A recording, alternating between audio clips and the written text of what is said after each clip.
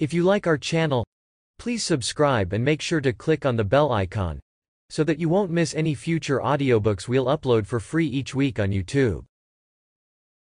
The Price of Justice by Freya Atwood. Chapter 1.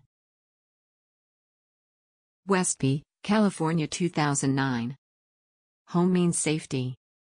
That's what Mom always says. When you have a place to call home, there's always somewhere danger can't touch you. For me, home is easy to define. Mom and Dad and Kathy. Even if my little sister's sole purpose in life is to torment me. Maybe that's why the thought of leaving Westby terrifies me. Change feels too much like danger. Everyone else in school can't stop talking about their post-graduation plans. What fancy college they're going to. The new friends they'll find. I'm happy sticking at the local community college, taking my general education classes until I decide what path works for me. You're too quiet, Kathy says, punching me in the arm, as we make the familiar trek from the school parking lot down Hammond Crossway toward our nice, normal cul-de-sac on Vincent Circle. Well, you're too talkative, I counter, tightening the strap on my backpack to keep my hands from fidgeting. She turns so she's walking backwards, one of her strange habits, and grins like the cat who caught the canary. Fine, be quiet then. I have news. Do I really want to hear it? I barely suppress the groan building in my throat. Of course you do, Megs. It's very important, like earth-shattering. We pause at the intersection of Hammond and Minor Street to let a beat-up Chevy pass us by before she continues. I was in the locker room after gym and I heard some of the junior girls talking about Dean Whalen. They said that he's trying to get up the nerve to ask this girl out that he doesn't think will say yes. Well, I told them that they were all stupid. Because any girl would be dumb not to say yes to him. Dean is one of the most popular boys in school. Handsome, athletic and an honor roll student. And Kathy knows he's been my crush since the 7th grade. Ever since our shared science lab that year. I've dreamed of Dean asking me out. You shouldn't have said anything, I answer, mortified. I can feel the heat rising up my neck, turning me beet red with embarrassment. Well, they told me I didn't know what I was talking about because I'm just some lowly sophomore. So you know what I did? She continues, putting a little hitch in her step. Please don't say you went and talked to Dean. I groan. Duh. Why listen to gossip when you can get the answer right from the athlete's mouth? I stop walking and grab my sister by the arm, pulling her to a halt. If you told him I like him, I am going to disown you forever. He likes you back, she answers with a broad smile and a sing-song voice. He does not, I reply, shaking my head with enough force to send tendrils of brown hair into my face. Does so? She reaches into her pocket and passes me a neatly folded piece of paper. I don't want to open it, but my hands are already doing the work before my brain can order them to stop. There, on this lined paper, is Dean's name and phone number. I memorized his handwriting during our year as lab partners. It is definitely his. It could be fake, I protest. Would you stop being so boring? I watched him write it down and I called him to make sure it was his real number. She throws her arms around my shoulders and squeezes. You're my big sister, Megs. And you deserve to be happy. Now, you have to promise me you're going to call him and say yes when he asks you out on a date. One of us needs to at least have our first kiss before you graduate. I don't want to get my hopes up, but I nod in agreement to her statement. I will go on a date with him. But I'm not going to kiss him just to make you happy. Now, if only I had that much confidence talking to Brady Thompson. She sighs and loops her right arm through my left. You can't be serious. He's way too old for you. She snorts. He's younger than you. He's 17. I remind her. And I'll be 15 next month. It's not like I'm going to run off and have sex with him. Geez, I'm not some irresponsible slut. I rest my head on her shoulder. It's my job as your big sister to look out for you, remember? Except it works so much better when I'm the big sister. She counters as our house comes into view. Its inviting cream-colored siding and deep navy blue shutters fill me with a sense of belonging. I think I'd be fine to come home to this house every day for the rest of my life. The brass number 150 beside the front door glints in the afternoon sunlight. I tug my key out of my backpack's front zippered pocket and slide it into the front door, hearing the lock click as the door swings open. The scent of yeast and simmering berries fills my nose as soon as we cross the threshold. Oh, good, you girls are just in time. Mom says, her hands dusted with a thick coating of flour. Her tie-dyed apron smeared with red and blueberry juice. I have lots of homework. Kathy calls as she darts up the stairs. I set my bag down in the front hall and step up to the sink, washing my hands as she kneads the pie crust on the cutting board.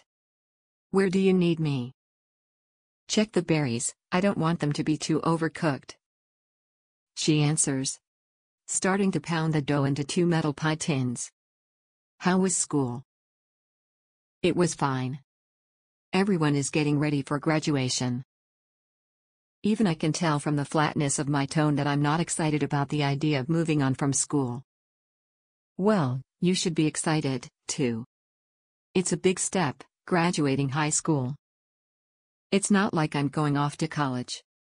Sure, I'll be taking classes.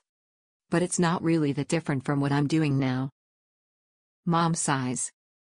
She thinks I don't know the difference in her tone between an I'm tired sigh and an I'm disappointed sigh.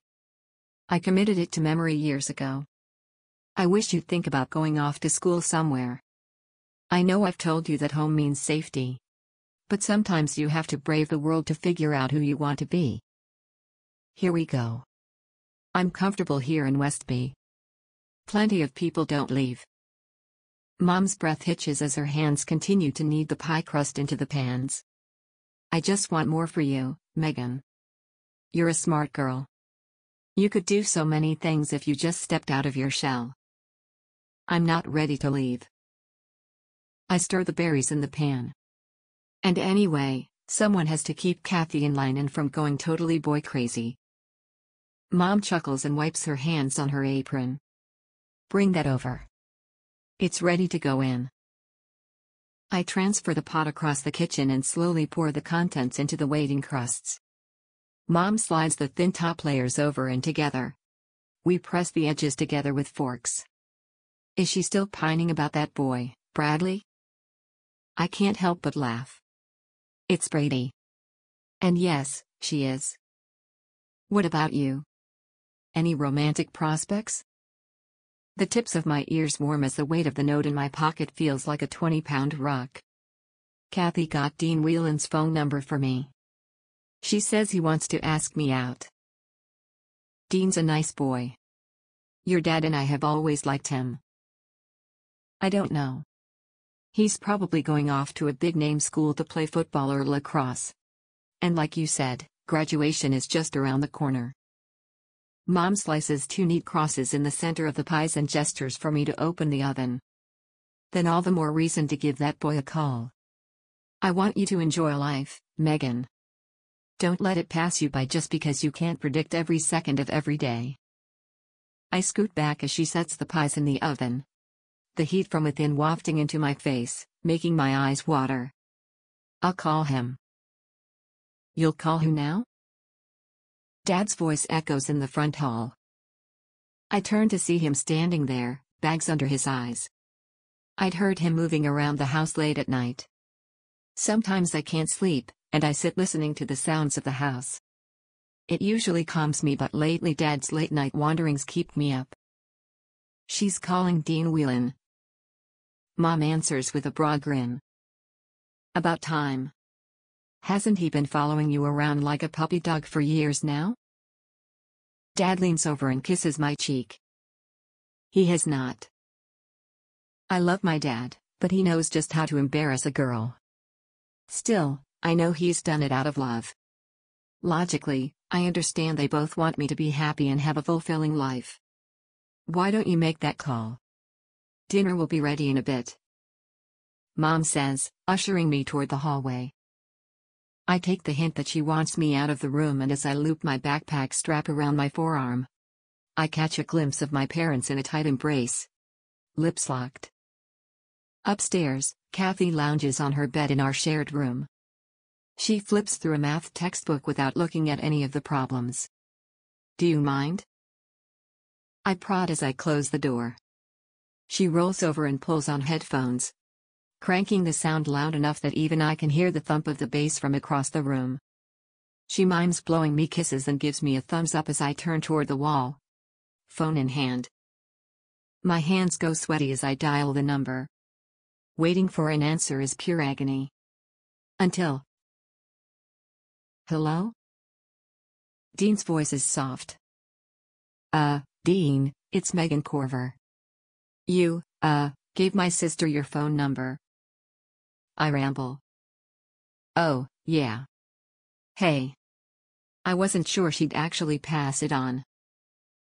His voice brightens, making me smile. She also said, you wanted to ask me something.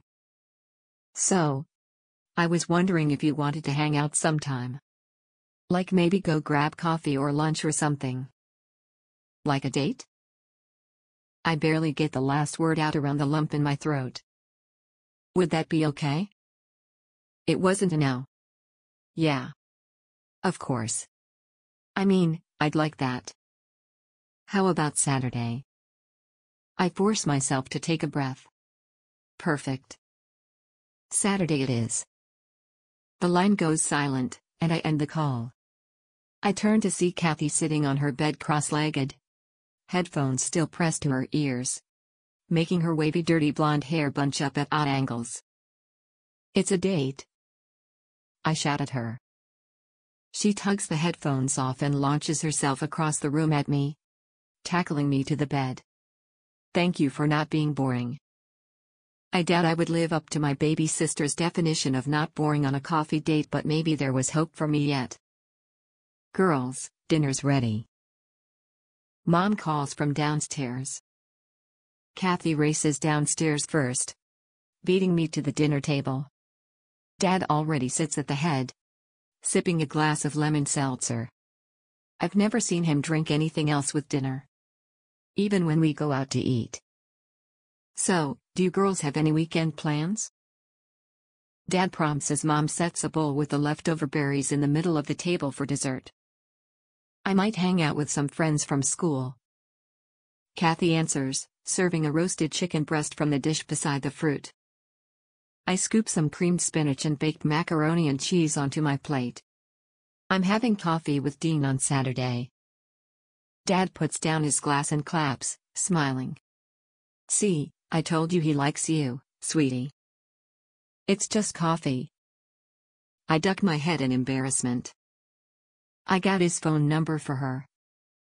Kathy announces proudly. Everyone needs a wing woman like you, Kath. Dad says and reaches over to ruffle her hair. She leans into the gesture. If anyone else tried to touch her hair like that, she would smack them across the face. But Dad could get away with it. Mom passes me a chicken breast and whispers, I'm proud of you for taking this chance, Megs.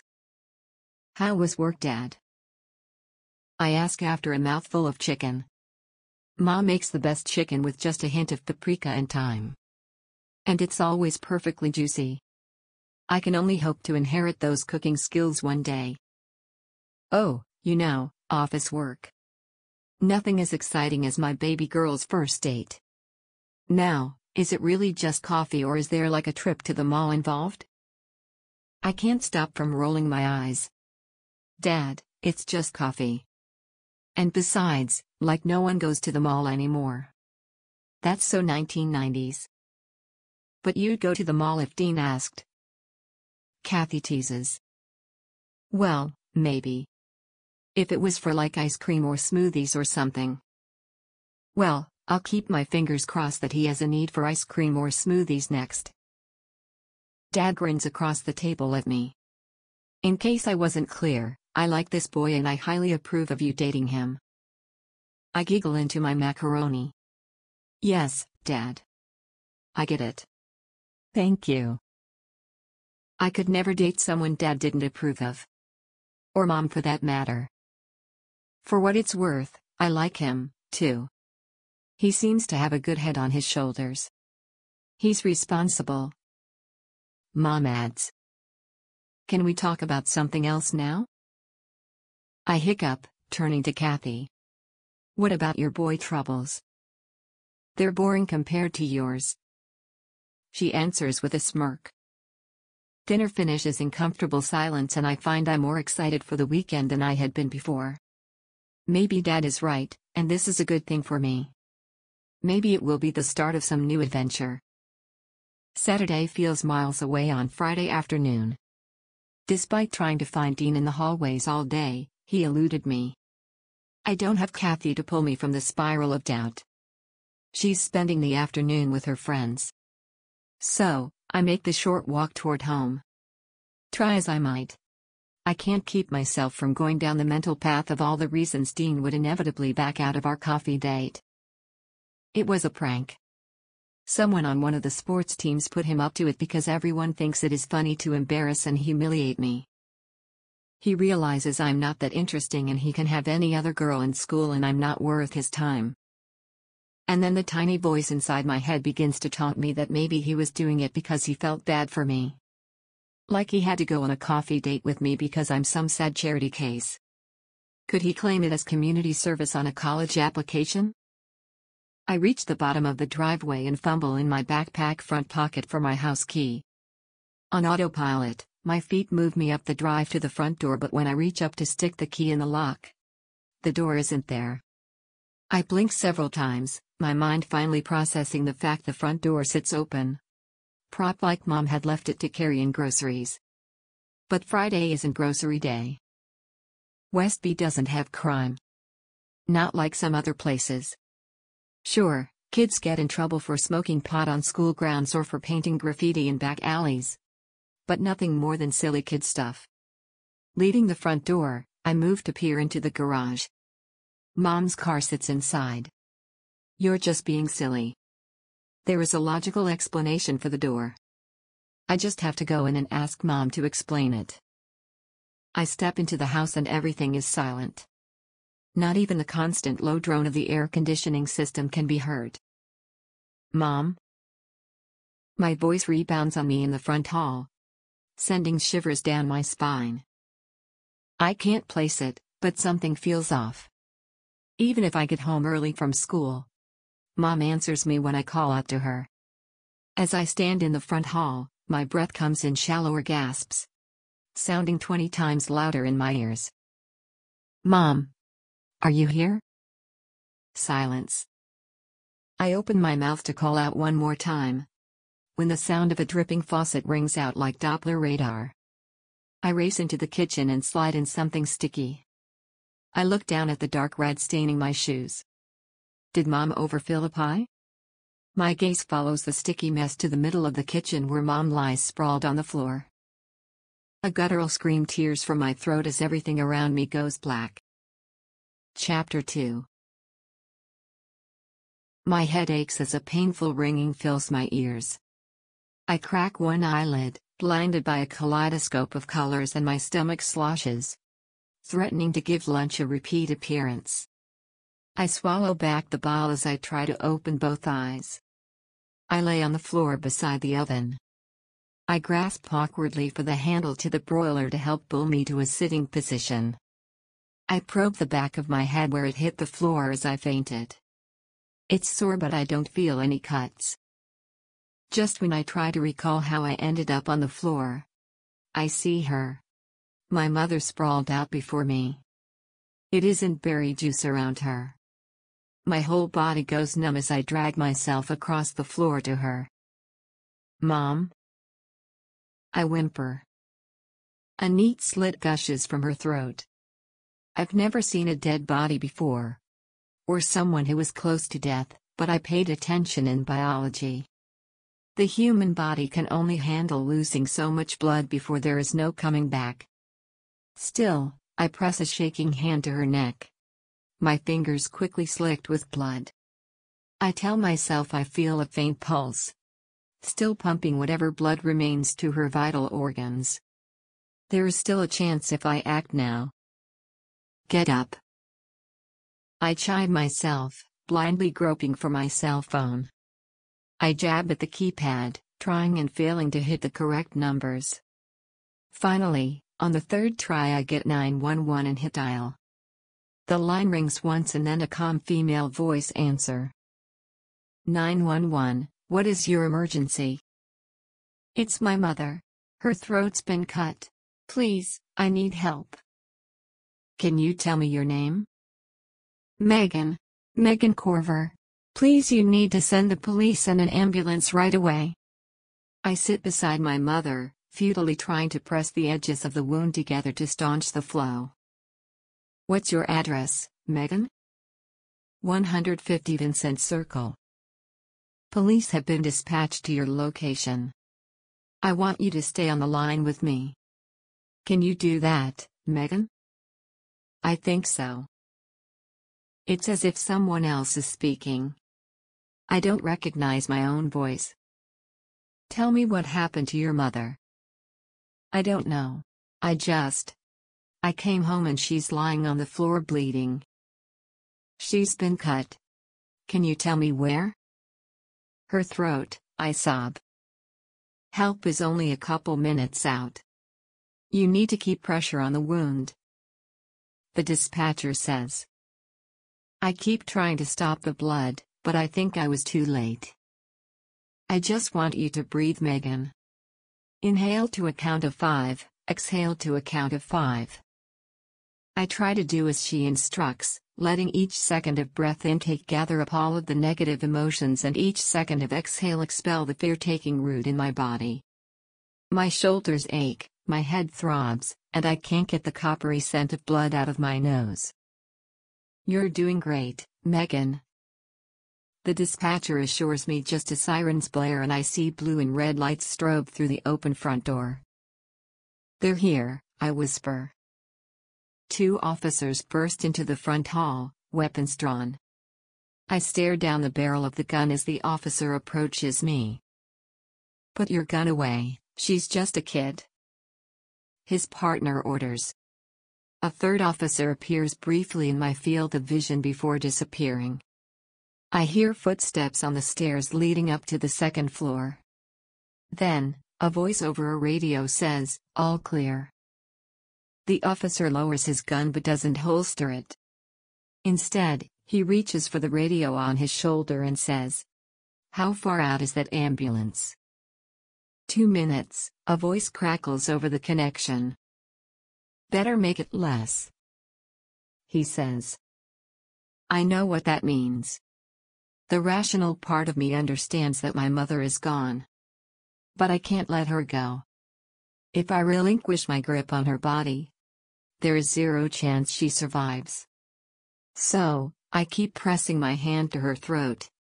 Even as the second officer, whose weapon is now safely stowed away at his side, approaches. Careful to avoid stepping in the blood pooled on the floor. She's not going to make it. I murmur just as a fresh set of sirens wail outside and heavy footfalls pound up the driveway. One of the paramedics, a slender black man with a silver earring in his right ear, leaps over the bloodstains like some elegant ballet dancer, setting his bag down beside me. You can let go now. It's okay to let us take over. His voice is a soothing baritone. My fingers ache as I uncurl them from her throat. The second medic appears at my side, nudging me out of the way. Dampness mars the seat of my pants and I look to see I've sat in a congealing pool of blood. "Mom?" It comes out in a strangled wail. "She needs to be checked out," the first officer says, his tone sharp. A pair of unseen hands hauls me to my feet and drags me backward. My vision tunnels so all I can see is my mother's body and the air goes out of my lungs. Dark spots dance in my vision, threatening to take away the last image of the woman who raised me. My brain begs for that image to disappear, but my heart won't let go. She's my mother. Can you tell me what happened? The second officer's voice is gentler, and it pulls me from the scene in the kitchen. Blinking back tears that blur the outline of his face, I mumble. I think she's dead. Megan? What's going on, are you? Uncle Jim's voice booms from the front door. What was he doing here? I pivot slowly toward him. Help me. Uncle Jim isn't really my uncle. Not by blood anyway. But he's the closest thing Kathy and I have to one. The sight of his familiar face, craggy with age and laugh lines, beats back some of the horror that fills my mind's eye every time I shut my eyes. This is an active crime scene, Sergeant. The first officer interjects. And you have a traumatized young girl, officer. Uncle Jim replies, his voice dropping an octave. Uncle Jim holds one of the highest ranks in the Westby Police Department. He'll know how to fix this. I hear movement behind me, but I can't look back. I can't commit any more details of my mother's body to memory. I have enough to fuel a lifetime of nightmares. You're going to need to call the coroner. I'm afraid she's gone. The first paramedic says softly. I'm sure he's trying to be nice and not let me know that I was too late to save my mother's life. Come on, Megan, let's get you cleaned up. Uncle Jim announces. Sir, before she goes anywhere, we need to process her. It's protocol, after all. The second officer, the one with the kind face, explains. Their voices turn to droning, unintelligible noise as the reality settles over me. Like a heavy winter coat I can't take off. My mother is gone. The sheer agony of that realization sends me tumbling to the floor again. And my mind threatens to black out everything around me for a second time. Maybe that isn't such a bad thing. In the empty blackness of unconsciousness, I don't have to remember that everything in my world no longer makes sense. Megan, can you hear me? Through the black spots popping in my vision, I see the paramedic sit beside me. Gloves on his hands. He examines my hands, taking little scrapes and swabs, passing them to the officer hovering beside me. The officer's presence turns my stomach. The way his gray eyes narrow every time I look up tells me he thinks I'm guilty of something. Of what, I can't begin to guess. Does he think I killed my mother? I'm going to look at that bump on your head. Is that okay? The medic's voice is soothing again, like a balm. I crane my neck, seeking out Uncle Jim, who stands in the front hall, still in conversation with the second officer. Okay, I mumble when I turn back to the medic. I know you're scared right now, but you did the exact right thing by calling for help, he tells me. I wince, letting out an audible hiss as he pokes at the lump on the back of my head. It didn't make a difference. I answer, my throat raw. You're going to be okay. The police will find out what happened. You're going to need to have these clothes taken for processing for evidence. The first officer barks. I shrink back, wrapping my still bloody hands around myself. He produces a clear plastic bag and shoves it at me. And then you need to give a statement. Now, just hold on a minute. Uncle Jim bellows. You can't expect her to strip down in front of you. Shouldn't you have a female officer present? The second officer, whose name badge I now see says Officer Campbell, bends down to my eye line. Would it be okay if I went with you to find some new clothes and let you get cleaned up? You'll need to be careful about putting what you're wearing in the evidence bag. But I won't come in until you tell me it's okay. Uncle Jim takes half a step toward me but stops. We both know that the space I now occupy can't ever be welcoming again. Nothing that ever happened in this kitchen, Not the pie making or pancake breakfasts or late night ice cream sundaes will ever happen again. I guess so, I answer. The paramedic helps me up and Officer Campbell produces a pair of hospital booties, slipping them onto my shoes before he lets me lead the way up to the bathroom. He watches me scrub my hands, the red swirling down the drain little by little until my hands are no longer covered in blood. Next, I move down the hall to my bedroom. I stand in the center of the room, staring in silence, wondering if this place would ever feel safe again. Officer Campbell eases the door shut with a soft click behind me and I force my hands to move, tugging the fabric of my shirt over my head. I slide it into the clear plastic, dark red smears along the inside of the bag. Shimmying out of my jeans is harder with the booties on, but I manage it, landing hard on my butt on the hardwood floor. The impact reverberates up my spine, but it's nothing compared to the hole in my heart. Everything all right in there? The floorboards outside the bedroom creak and whine as Officer Campbell shifts his weight. Fine, I answer. I'm not fine. None of this is fine, but it's the only answer I can muster as I hastily tug on a fresh set of clothes. As I open the door, fresh tears blur my vision and my balance falters. Staggering sideways, I feel Officer Campbell's strong arms around my shoulders to steady me. Do you think you're up for giving a statement? He asks as he guides me downstairs and straight back to the front hallway. Just before the front door, Uncle Jim leans on the hood of his car as another police cruiser pulls up, along with a large van marked coroner. The sight of it turns my stomach and I can't keep the bile back any longer. I bend double, hands pressed to my knees and dry heave. What must the neighbors think of all this commotion? Have you been able to reach the victim's husband? I heard Officer Campbell ask his partner. Not yet. We'll keep trying. Their words barely process in my brain as my body tries to find equilibrium again. It's failing horribly. Just like I had failed to save my mother. Let's let the crime scene techs do their work and give Megan here some time to collect herself, Officer Campbell suggests. Wiping my mouth with the back of my hand, I leave the house behind and fling myself at Uncle Jim, burrowing into his firm embrace.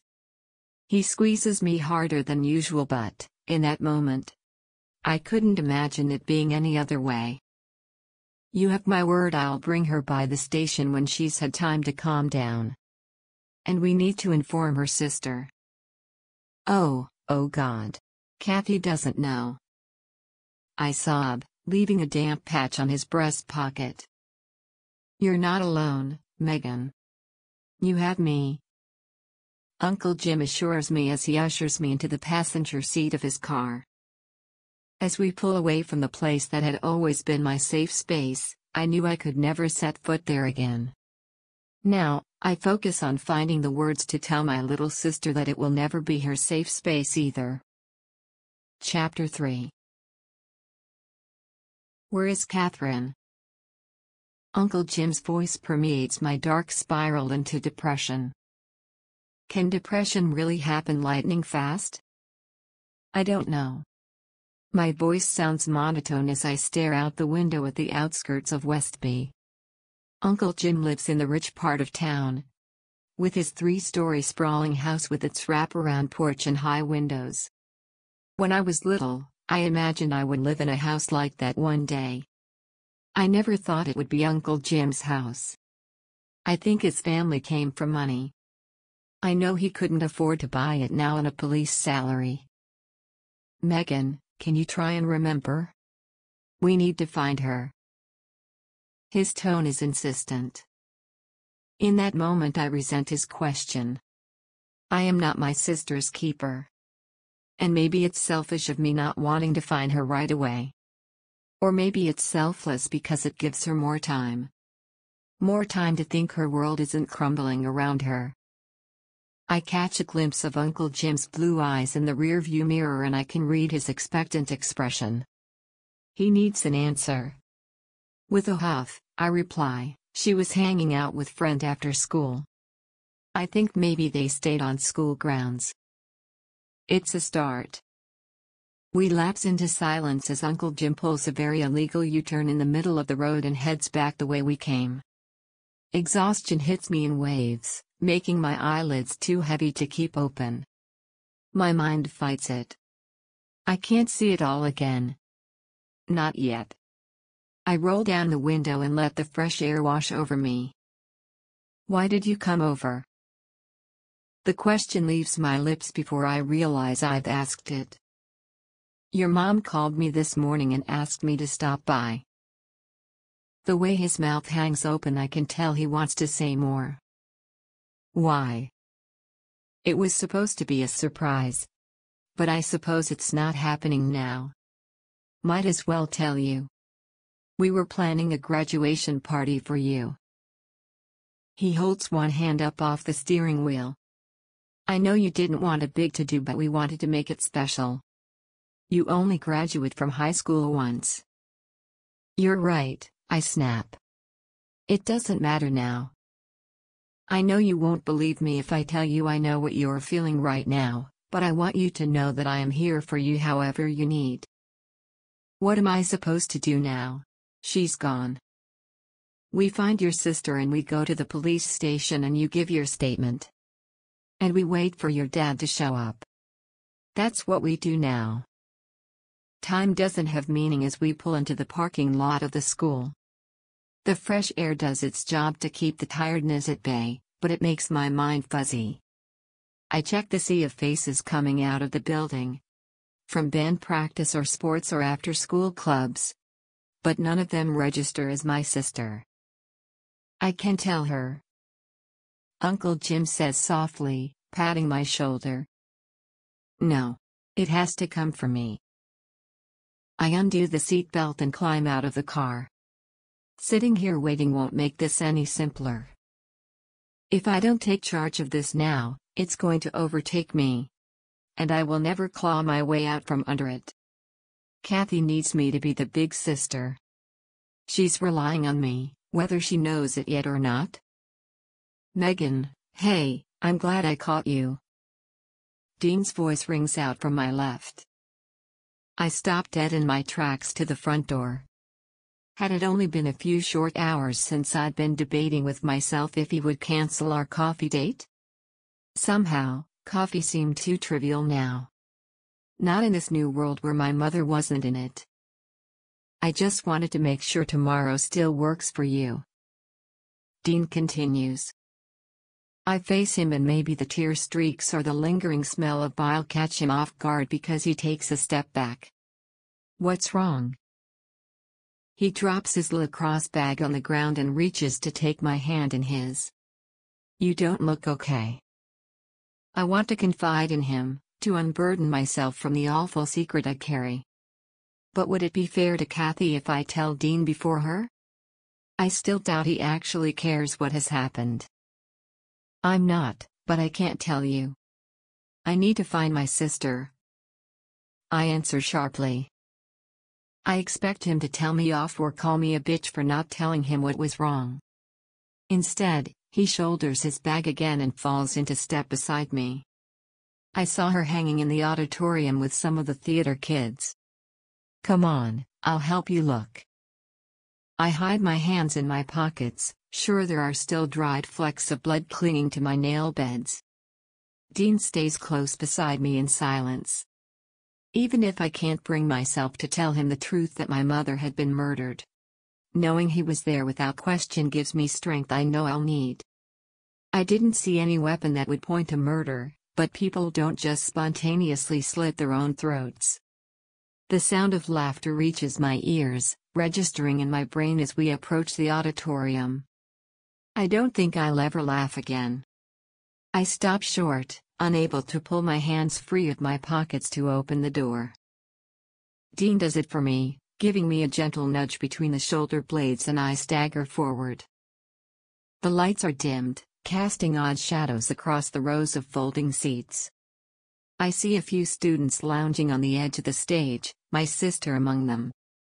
She smiles and waves her hands, gesturing wildly as she explains something to her friends. I don't want to pull her from her joy and peace of mind. But the longer I wait, the harder it will be. I can get her for you, Dean offers. No. I can do it. I square my shoulders and hold my head high. She needs me to be strong now.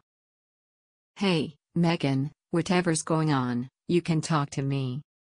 Maybe not right now if you aren't comfortable. But I'll be around. Ready for that coffee date whenever you need it. Fresh tears sting my eyes at his statement. I turn away from my sister and her friends to look at him. To really see him. He'd always been nice to me, and maybe it says something about my own self-esteem that I doubted its validity.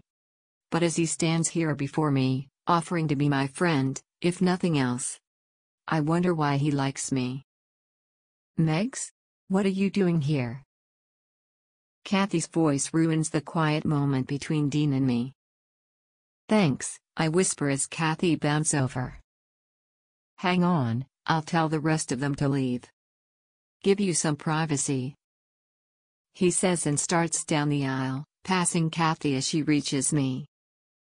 I thought you were going right home, she says, blissfully unaware of what's happened. I need to tell you something. You need to sit down. I push her toward one of the seats. You're being dramatic. Did Dean just tell you he is not going out with you? Kathy, just stop talking for 5 minutes. I have to tell you something and I need you to listen to me. I snap, arms crossed protectively over my chest. Okay, geez. You don't have to be so bossy. Mom's gone, I say. They're the only words I can get out. What do you mean gone?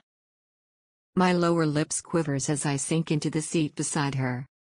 I take her hands in mine and I watch her inspect them, noting the tiny rust stains still clinging beneath my nails. She died. No. The word is forceful. It knocks me back against the seat. I was there, Kathy. I watched her die. This is some mean joke or something. Kathy jumps from the seat so she stands in front of me in the tight space between the rows of chairs. Her hands ball into fists and for a minute I fear she will swing at me. Her tone turns hard and accusatory. Why would you say that?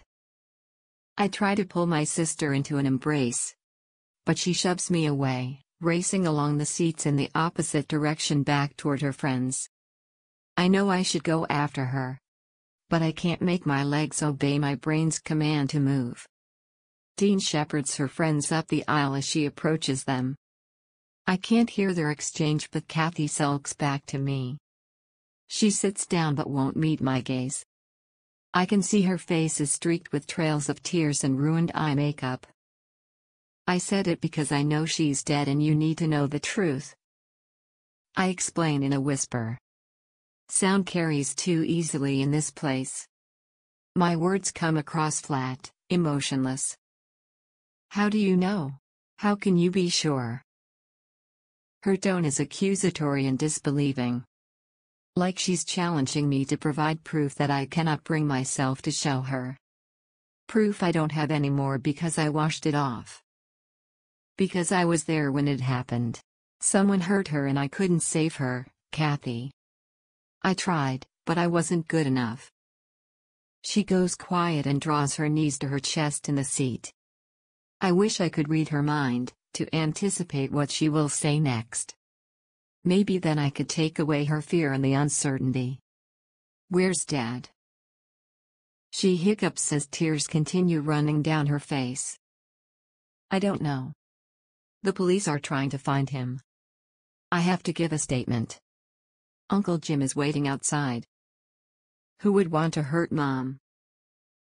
Kathy wonders aloud as I lead the way back to the parking lot and Uncle Jim's waiting car. The tears keep streaming down her face and I see her entire body shudder with the effort. At least she feels something. I don't know. I reply when we reach the car. I slide into the back seat with her. I want to find out who took my mother from me. But what could I do? I was barely an adult and had no clue about the first place to look. Chapter 4. Westby's police station sits next to the Episcopal Church and across the street from the veterans' home. I can see elderly men in wheelchairs sitting out on the front lawn, watching with narrowed gazes as Uncle Jim's flashy car pulls into a free spot near the front door. Westby is a nice place, and everyone is friendly, especially the older generations. But I can't stop worrying that everyone will know the truth. That Kathy and I would become the poor girls whose mother was murdered. I didn't want to be that girl. I wanted to be the old Megan Corver. The one who was ready to go to community college.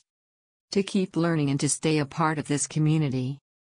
This new Megan was too confused and angry, too raw with a tornado of emotion. Beside me, Kathy grips my hand. She sits in silence as the engine settles. "We'll come in with you," Uncle Jim says. The driver's side door swings open before I can answer. "I don't want you to go," Kathy whines, digging her nails into the meaty flesh of my palm. "I don't want to go either. But I don't think I have a choice. They said I have to give a statement," I say, dragging her with me out of the car. "How did it happen?" The haunted look in her eyes tells me morbid curiosity is taking root in her mind. Without warning, the image of Mom lying on the kitchen floor, my hand feebly pressed against the slash in her throat, flashes before me. She was there 1 minute and gone the next. My hands shake as I try to remember if I felt her last breath pass through my fingers. "I want Dad." Kathy clings to me and I'm reminded of when we both got lost in a mall when she was 4 and I was 6. Fear of separation made time elongate then, and it takes hold of me again now. "He'll come. They'll reach him and he'll come." I don't believe my own words as I speak them. "Let's get this statement business over with so you two can come back to my place and get some rest," Uncle Jim intervenes. Together, we walk into the station. Too many sets of eyes fall on us and I cringe. I don't like being the center of attention. Officer Campbell emerges from an office marked Captain, catches sight of me, and closes the distance with 3 long strides. "Megan, thank you for coming by. If you'll come with me, we're just going to have a conversation and I'll write up your statement. Does that sound okay with you?" I expect Kathy to protest or Uncle Jim to insist he should join me, but neither speak. That leaves me to make the choice on my own. I guess so. I pry Kathy's fingers from my wrist, rubbing at the angry nail marks she leaves behind, and follow Officer Campbell back down a dimly lit hallway to a room labeled interview. One across the way bears the name interrogation. I swallow the lump in my throat, grateful for the left turn rather than the right. The table and chairs within the interview room are cold metal. I try to get comfortable, perching on the edge of the chair and clasp my hands in front of me. He takes out a notepad and a pen. "Okay, we're going to start easy.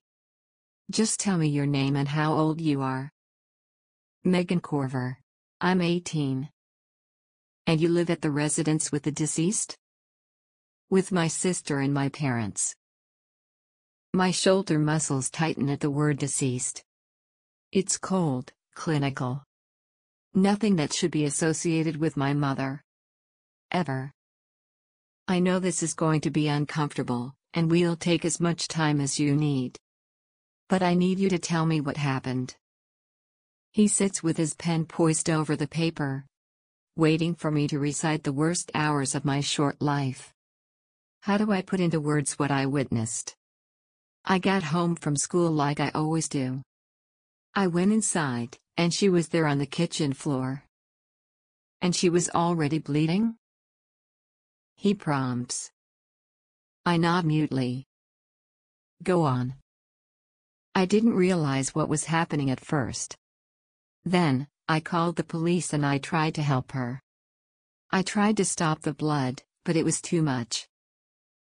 My hands tremble at the sense memory of the blood coating the pads of my fingers. Did you notice anything out of the ordinary?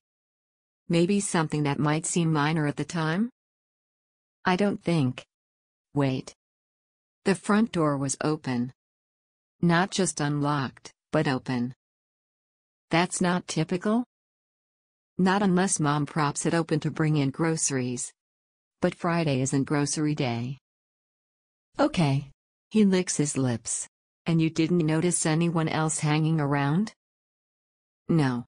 It was just us until you showed up. What about Sergeant Nixon? Uncle Jim? What's he got to do with anything? I don't like what his question implies. Uncle Jim would never hurt a soul. Especially since he's sworn to uphold the law. He did arrive soon after we did. And he told the other officers that he hadn't heard the call over the scanner. So, how'd he know to show up when he did? He and my mom were supposed to be planning a surprise graduation party for me. I hate surprises, but they wanted to do it anyway. I answered. And how do you know him exactly? He's a family friend. I've known him my entire life. Officer Campbell nods. I see. He sets his pad and pen down on the table between us. When you got home, did you notice anything that could have been used to cut your mother? Maybe a knife? I rub at my eyes. No. Nothing. He nods to himself and makes a note on his pad. Then, he leans forward and says, Megan, we can't seem to reach your dad. We've tried calling his work number several times. We sent an officer to his office, but he wasn't there. He's been working late the last few weeks. Of course he's there. Maybe they didn't look hard enough. I scoff. Do you have his cell phone number? Or any thoughts on where we might find him? A new wave of embarrassment creeps up my neck. It's on my cell phone, which remains back at the house. A place I can't bring myself to go. How stupid am I for not having my own father's phone number memorized? It's at the house still. We'll retrieve it. After a pause, he continues. You said you had a sister. Was that the young lady you came in with? Yes. That's Kathy. But she wasn't there. She doesn't know anything. I ramble. But she might have your dad's phone number, right? Oh. Yeah. I answer, feeling dumb. If you don't mind, I'm going to type up your statement and have you read it over and sign it. What happens now? I ask, not moving from the cold metal chair. We're going to find your dad and tell him what's happened. He answers from the doorway. Where do we go? We can't go back there. His expression softens and he moves to place a hand loosely on my shoulder. It will be a crime scene for a while longer. If you can stay with Sergeant Nixon, I'd recommend it. And I don't think I need to say it, but don't leave town. Why would I do that? I don't have anywhere else to go. I tell him as I make the conscious effort to stand and retrace my steps back to the front of the station. Uncle Jim and Kathy wait there for me. I turn my attention to my sister. They need Dad's cell phone number. I don't have my phone. Officer Campbell waits with his pen for Kathy to give him the number. I see the coroner van pull through the front of the parking lot and around the back. Westby is a small enough town that we have only a small medical lab attached to the police station. I'd learned about it in biology in sophomore year. Which mean that van contained my mother's body. When can we have her back? I blurt. Officer Campbell turns to me and answers. We are going to do everything we can to release her back to you as fast as possible. But we have to investigate. He pulls a business card from his front shirt pocket and hands it to me. If you think of anything or need to talk, please call me. I fumble with the card, stowing it in my pocket as Kathy finishes giving him Dad's number. The front door to the station opens and Officer Campbell's partner walks in carrying the evidence bag with my clothes. I see my phone in the bag, too. That's mine, I said, lunging for it before I can think better of it. The officer steps back, his free hand reaching for his gun, and my heart stops. I shuffle back, hands held at shoulder height to show I am not a threat. Once we process it, we'll return your items, Officer Campbell says, eyeing his partner who relaxes his hand away from his weapon. We're going to try reaching out to your father again. But if you get in touch with him first, please have him call us. Officer Campbell instructs and ushers us out the front door. Come on, girls. Let's get you somewhere quiet. Uncle Jim wraps one thick arm around each of us, squeezing tight in another bear hug. It's all I can do to stay upright as he leads us back to the car. The way Kathy chews her lower lip, I know she has questions. Ones I don't think I can answer. Not now and maybe not ever. I hit redial on Kathy's phone for the 10th time in the last 30 minutes. Dad's phone rings on the other end. 5, 6 times and goes to voicemail. Dad, it's Megan. Again. I need to talk to you. It's about Mom. You have to call me back. We're at Uncle Jim's. Please just come. I toss the phone away in frustration and it clatters to the floor of the guest room on the top floor of Uncle Jim's house. Kathy sits on the floor, her back propped ramrod straight against the bedposts of the queen-size bed we will share for the night. She can't be dead, she finally says. She is. I don't know who would want to hurt her, but they did. Maybe it was an accident? The hopeful note in her voice only stokes my anger at the unknown killer who so carelessly upended our lives. So, what? She was cutting berries for more pie and she mistook her own throat for the strawberries. I snap. Kathy recoils from me, wrapping her arms around her torso, as if that will ward off my anger and the truth of our new reality. I don't mean to hurt her, but she doesn't understand the memories I now carry. The images forever burned into my mind. I wish I'd been with her. I wish I didn't know what had happened. How she'd taken her last breath with me sitting there, helpless and clueless to make a difference. The police will find out what happened, Kathy murmurs. I want to believe that, but hope in this new mindset seems pointless. How could she have hope when, even if they did find her killer, it wouldn't bring her back to life? But being angry with Kathy isn't going to solve anything either. I'm sorry, I yelled. I sigh and slide down to sit beside her. I'm sorry you saw what you did. I wish I hadn't, I reply with bitterness dripping from my words. Kathy burrows against my shoulder and I wrap an arm around her automatically. I can feel her body shiver as she speaks. She wasn't alone when she died. That's important, Megan. No one should be alone when they die, and she wasn't. Because she had you. Not like I did anything useful and the police and the paramedics couldn't do anything to save her. She sniffles, fighting back still more tears. You're a good big sister. I want you to know that. Thanks.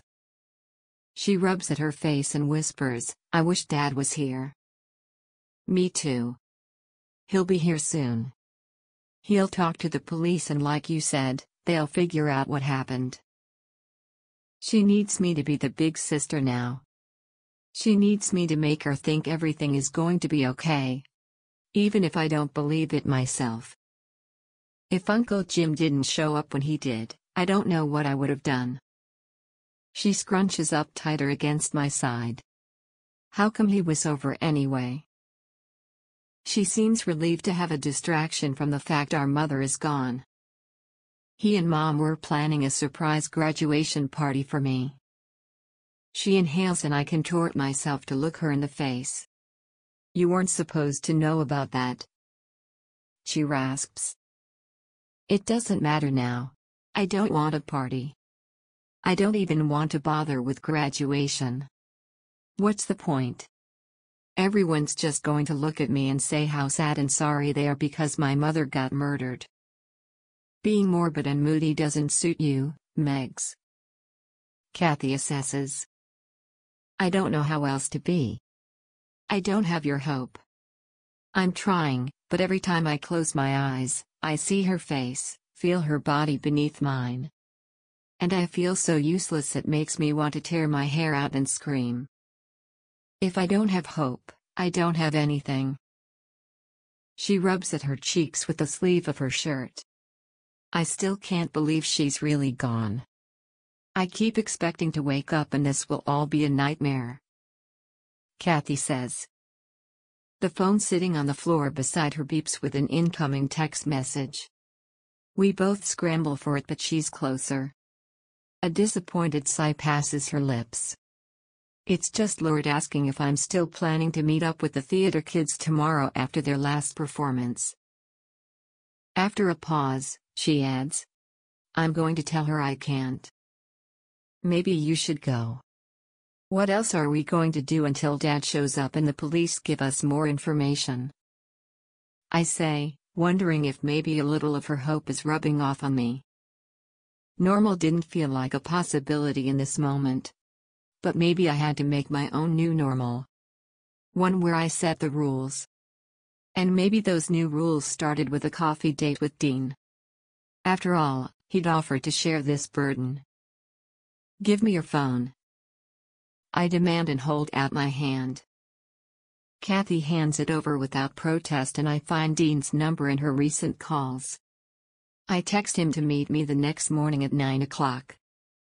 What are you doing? Kathy asks as I hand the phone back. What Mom would want. I pray this didn't blow up in my face tomorrow. Chapter 5. Thanks to a less than legal dose of some sleep medicine from Uncle Jim, night passes in dreamless sleep. I wake beside Kathy, who snores lightly. One arm thrown over her head to ward off the morning light that filters through the curtains. I slide from beneath the blankets, careful not to wake her as I pull her phone from the charger. Hoping the medicine kept me out and in such a deep enough sleep I just missed Dad's call back. Nothing. No missed calls, no unread text messages. I try to ignore the seed of worry and doubt taking root in my mind as I hop in the shower and scrub until my hands are raw and aching. When I emerge from the bathroom, I find Uncle Jim in the dining room with a plate of store-bought donuts on a fancy tray. I'm not hungry. I lie. I can't remember the last time I ate. Was it yesterday at school? You need to eat something, Megan. I know I'm not your parent, but right now, you're staying in my house. And that means you live by my rules. That includes eating breakfast.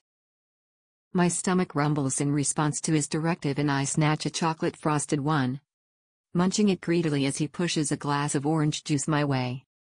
I'm meeting a friend for coffee, I say around a bite of donut.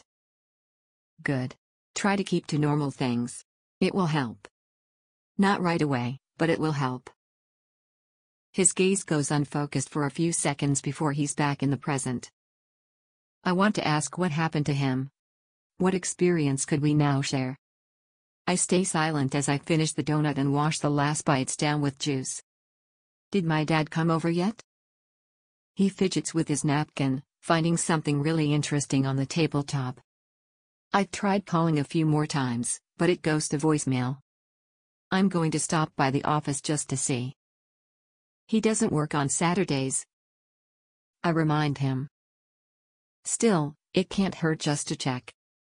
But I won't go until you're back. I don't want to leave either of you girls alone at a time like this. He passes me my phone across the table.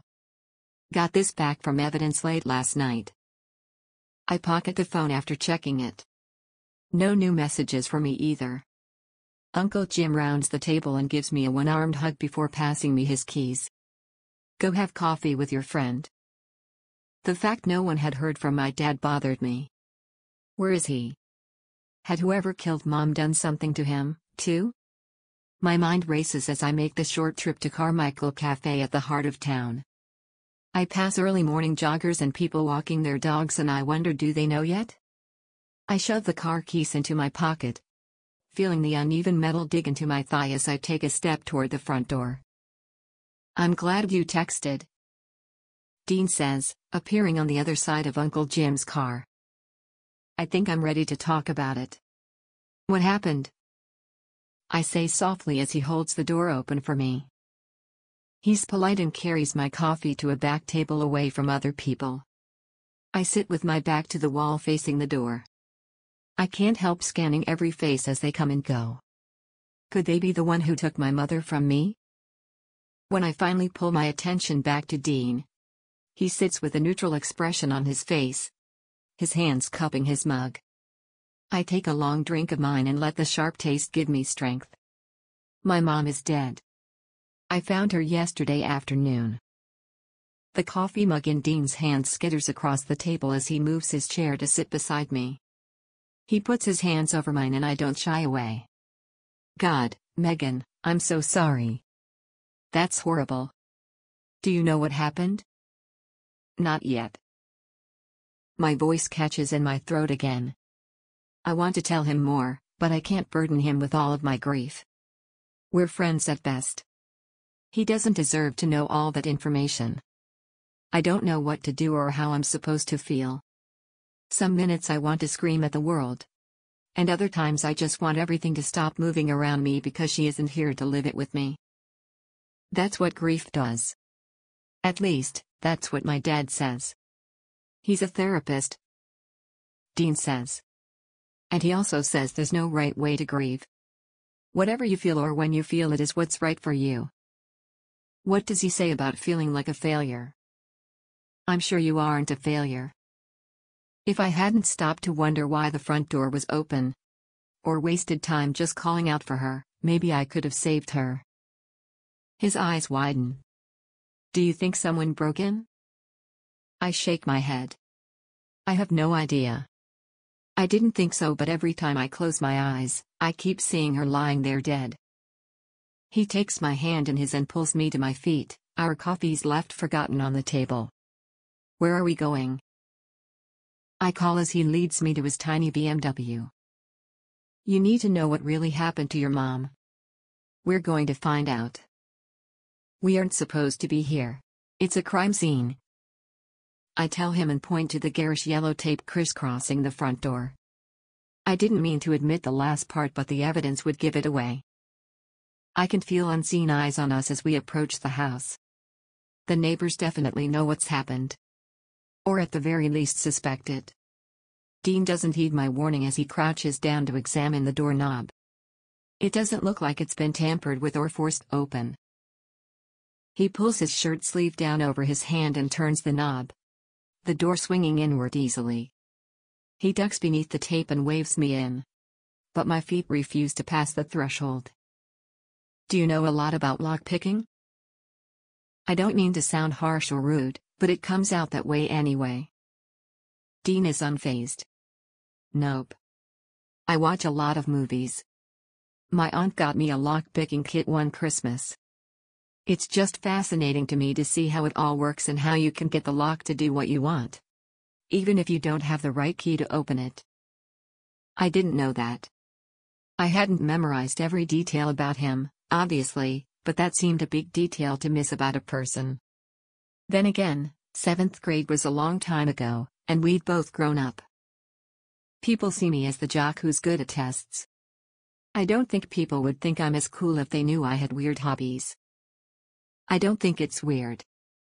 Then again, maybe I shouldn't care what people think about me.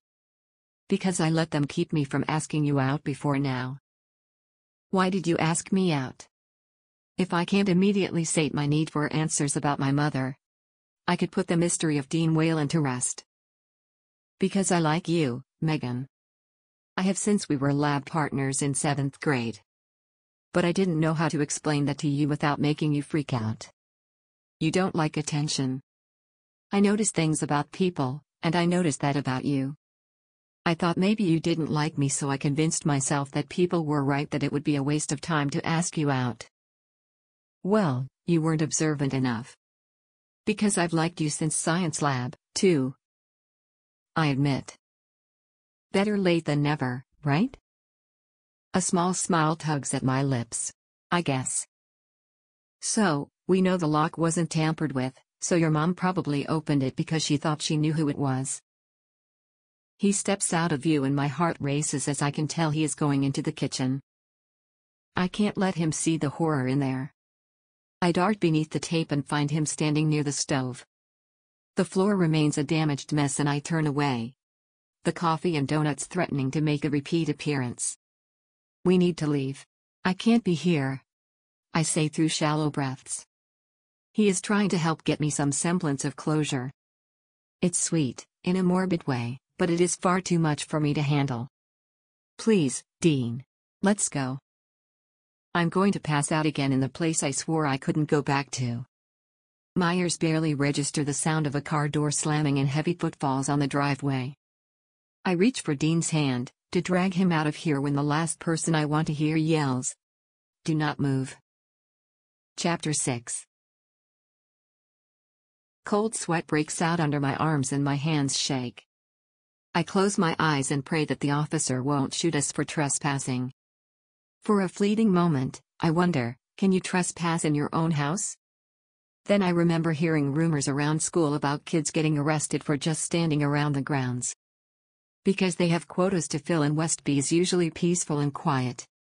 They have to make up crimes to justify all the money the town pays them. Turn around slowly, the officer orders.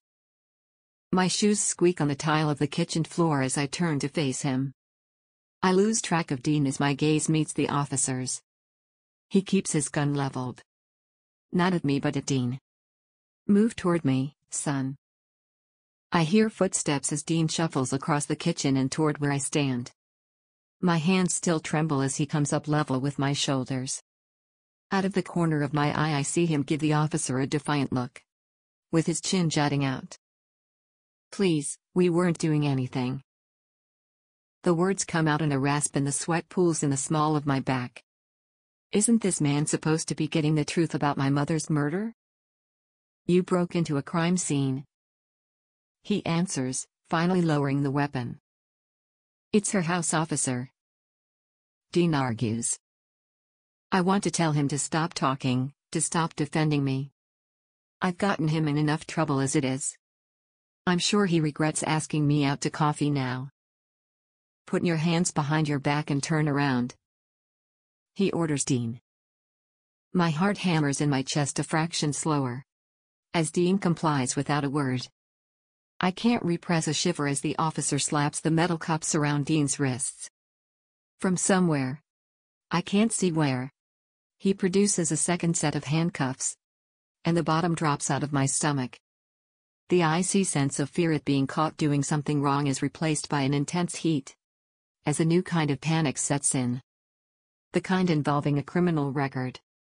Why does this fill me with more emotion than the loss of my mother?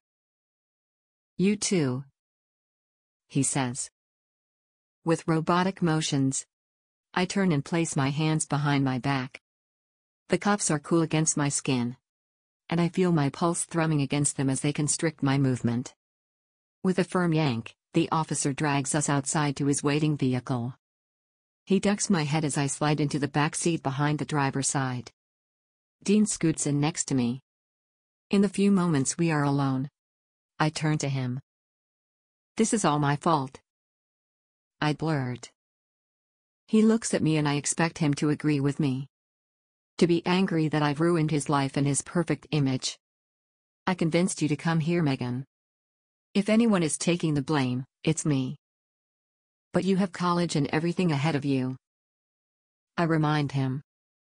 He shrugs both his shoulders, wincing at the awkward angle. If it means helping you get closure on losing your mom, it's worth whatever they throw at me. Besides, community service looks good on college applications. Not this way, it doesn't. I advise both of you to keep your mouths shut until we get to the station. The officer barks as he settles behind the wheel. As I try to formulate some semblance of a plan, I realize he failed to do one very important thing. Hey, you didn't read us our rights, I say as we pull into the parking lot of the police station. I told you not to talk, he replies, ignoring the substance of my words. He can't make anything stick if he didn't read us our rights, I insisted, Dean, as the officer climbs out of the driver's seat and rounds the back of the car. Uncle Jim made sure both Kathy and I understood that point from a young age. It's all going to be okay, Megan, Dean says, futilely trying to grab my hand. I watch him lead Dean away and I'm left sitting in the car alone. The dampness under my arms and at the small of my back makes me uncomfortable, sending fresh chills down my arms and legs. I want to go back to before all of this, when my mother was alive and my father wasn't missing, where all I had in my future was community college and staying at home. Why did everything have to change? Come on, let's go. The officer's voice interrupts my thoughts and I scoot out of the car, stumbling when my feet hit pavement. I feel my phone buzz with a text message in my front pocket, but with my hands bound behind me, I can't check it. The officer makes a move to grab it but stops as Officer Campbell appears at the front entrance. What's going on here? He asks, locking gazes with his partner. He didn't read me my rights. The words fall out of my mouth. Maybe he'll listen. That true? He crosses his arms over his chest and plants himself in our path. If we want to go inside, we have to go through him. I caught her and another kid breaking into a crime scene. That doesn't answer the question of whether you appropriately read them their Miranda rights. I can't see his face, but I hear the annoyed huff and feel the breath against the nape of my neck. Officer Campbell motions for his partner to hand over the keys to the handcuffs. I feel him step away and, in a moment, my hands swing to my sides, no longer confined by the harsh metal. Megan, were you back at your house? His tone lacks any accusation. More curiosity. Yes, I admit. I'll handle it from here, he says to his partner. He gestures for me to go inside, never laying a hand on me. The anxiety of walking back into the police station in handcuffs for the whole world to see recedes as we march down that dim hall. We pass the first interrogation room on the right and I see Dean sitting there in silence, his hands now cuffed in front of him. Have a seat in here. Do you want something to drink? Water maybe? Officer Campbell offers. I perch on the edge of the hardback chair in the second interrogation room. I don't know why they need labels. I still feel as small as I did the day before across the hall. And yet, this room feels harsher, less hospitable. Maybe it's the two-way glass directly in front of me. Or maybe that's why they put the labels.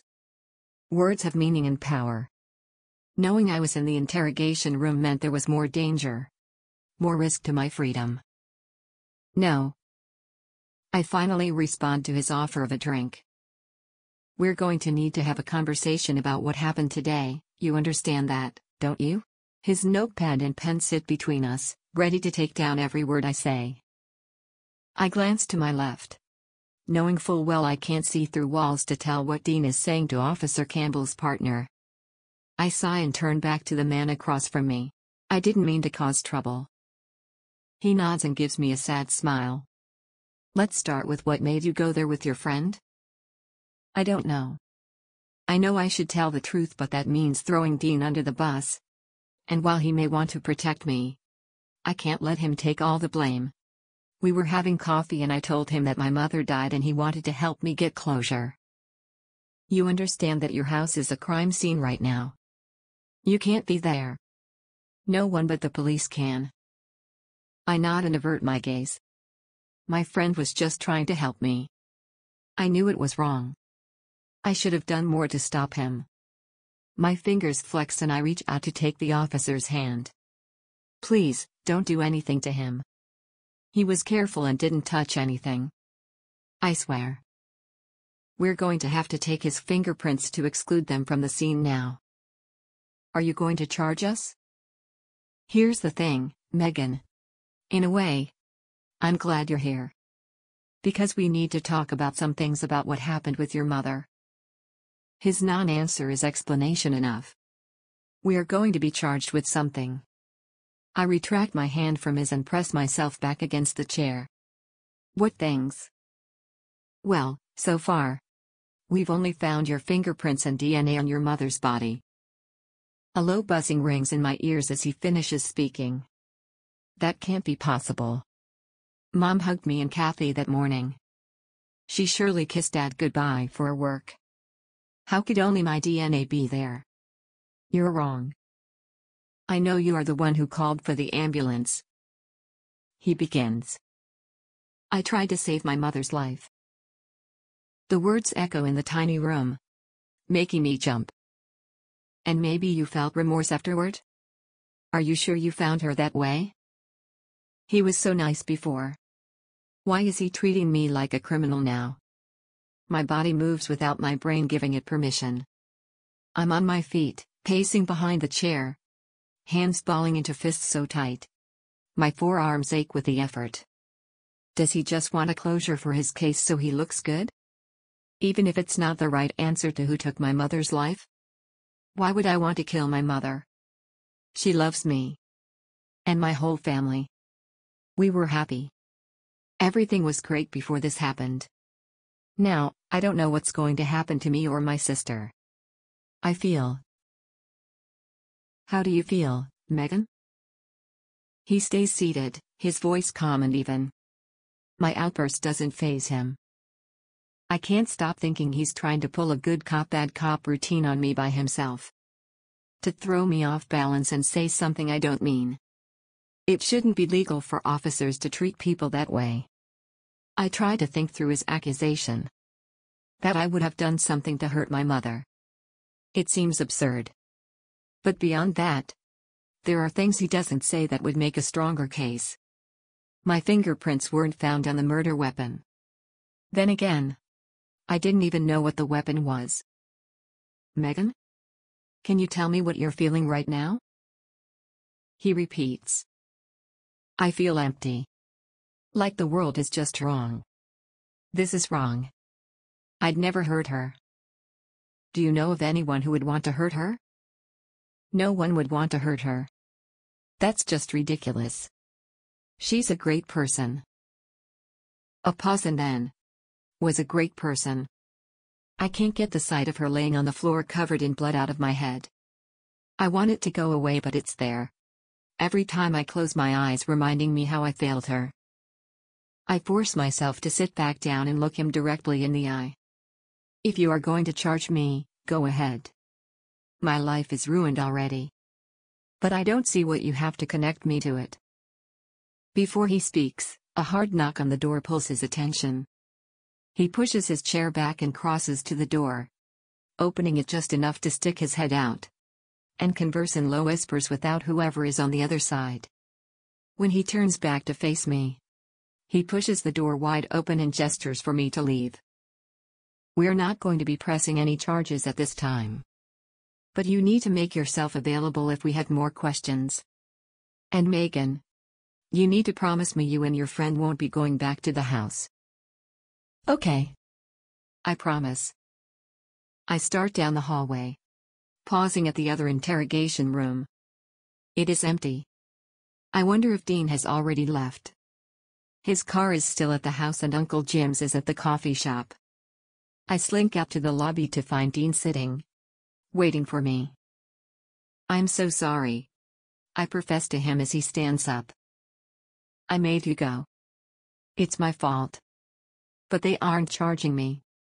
Just let me off with a warning to stay away. He takes a step toward the exit when the doors burst open, slamming hard against the walls, and Uncle Jim barrels through.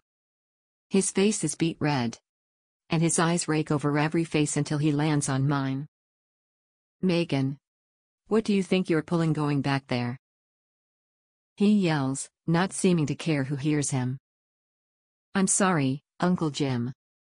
It just sort of happened," I mumble. "Sir, it was my fault. I convinced her to go." Dean pipes up. His shoulders are squared, and his head held high. He's not afraid of Uncle Jim in this state. He's far braver than me. I've never seen Uncle Jim so furious. Behind us, I hear Officer Campbell's voice. "You can take her home." He's obviously addressing Uncle Jim. Uncle Jim turns his back on Dean and points to me and then outside the station. I hang my head, feeling no bigger than a mouse as I shuffle out under the judgmental gazes of the police in the station. To my surprise, Uncle Jim's car sits in the nearby parking spot. I see Kathy huddled in the back seat. "We will talk about this when we get home," he barks. My mouth goes dry and I climb in beside my sister. She's pale and her eyes are red-rimmed from crying. "Did you see it?" she whispers as Uncle Jim puts the car in drive and peels out of the parking lot. "It was a mistake to go there," I said in a barely audible tone. Kathy shakes her head and nudges her phone across the seat toward me. "The text." "What text?" The missed text message as I was being led into the station comes back to me. I still shiver at the thought the officer was going to reach into my pocket without permission to take the phone. I pulled it out of my pocket now and see a message from Dad. I don't let the sense of relief wash over me yet. The terrified expression on Kathy's face tells me it may not be good news. Swiping to unlock the screen, I open the text and stare at the words there. "Your Uncle Jim's problem now." Chapter 7. "Dad didn't send that," I insist to my sister. "Yes, he did. It's from his number. He sent it to both of us." Kathy wails, her face red and blotchy with tears and emotion. "It can't be from Dad. He would never say something like that. He would never call us a problem. It must be a mistake. Or a code or something." My mind refuses to accept that my father, the man who lovingly urged me to go on more dates with Dean because he wants to see me happy, could have sent such a cruel message to his daughters. "Have you tried to text him back?" "He doesn't want to hear from us, Megan. Isn't that obvious?" She spits back at me as the car pulls into Uncle Jim's driveway. I wonder if he got the same message, or a variation, from Dad. I lean forward to ask, but he has been silent the whole short trip. His face is still red, and I see in his reflection in the rearview mirror that he presses his lips into a thin line. Now is not the time to ask him questions. So, I slump back against the seat belt digging into my collarbone. Uncle Jim cuts the engine and climbs out of the car. Kathy slinks after him, leaving me alone in the car. I know I have to go in and explain myself to both of them. A wave of exhaustion crashes over me as I sit there staring at the message from my father. Words he would never say. It is a code. It has to be. "Megan, get inside, now." Uncle Jim bellows from the front door. I have no time to ponder what the real message is as I unbuckle the belt and rub at the sore spot on my neck from where it dug in. I stow my phone in my pocket and trudge up the driveway and into the house.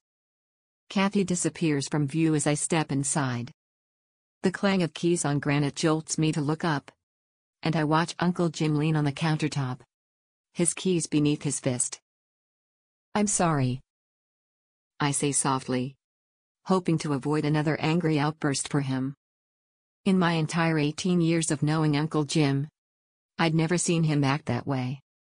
He'd always been so kind, soft-spoken, even when I was a little girl. "What possessed you to go back there?" He doesn't look at me, but I can see his entire body shaking. Dean was just trying to help, honest. I didn't tell him everything. Not the details. But he was worried about me. I didn't really think.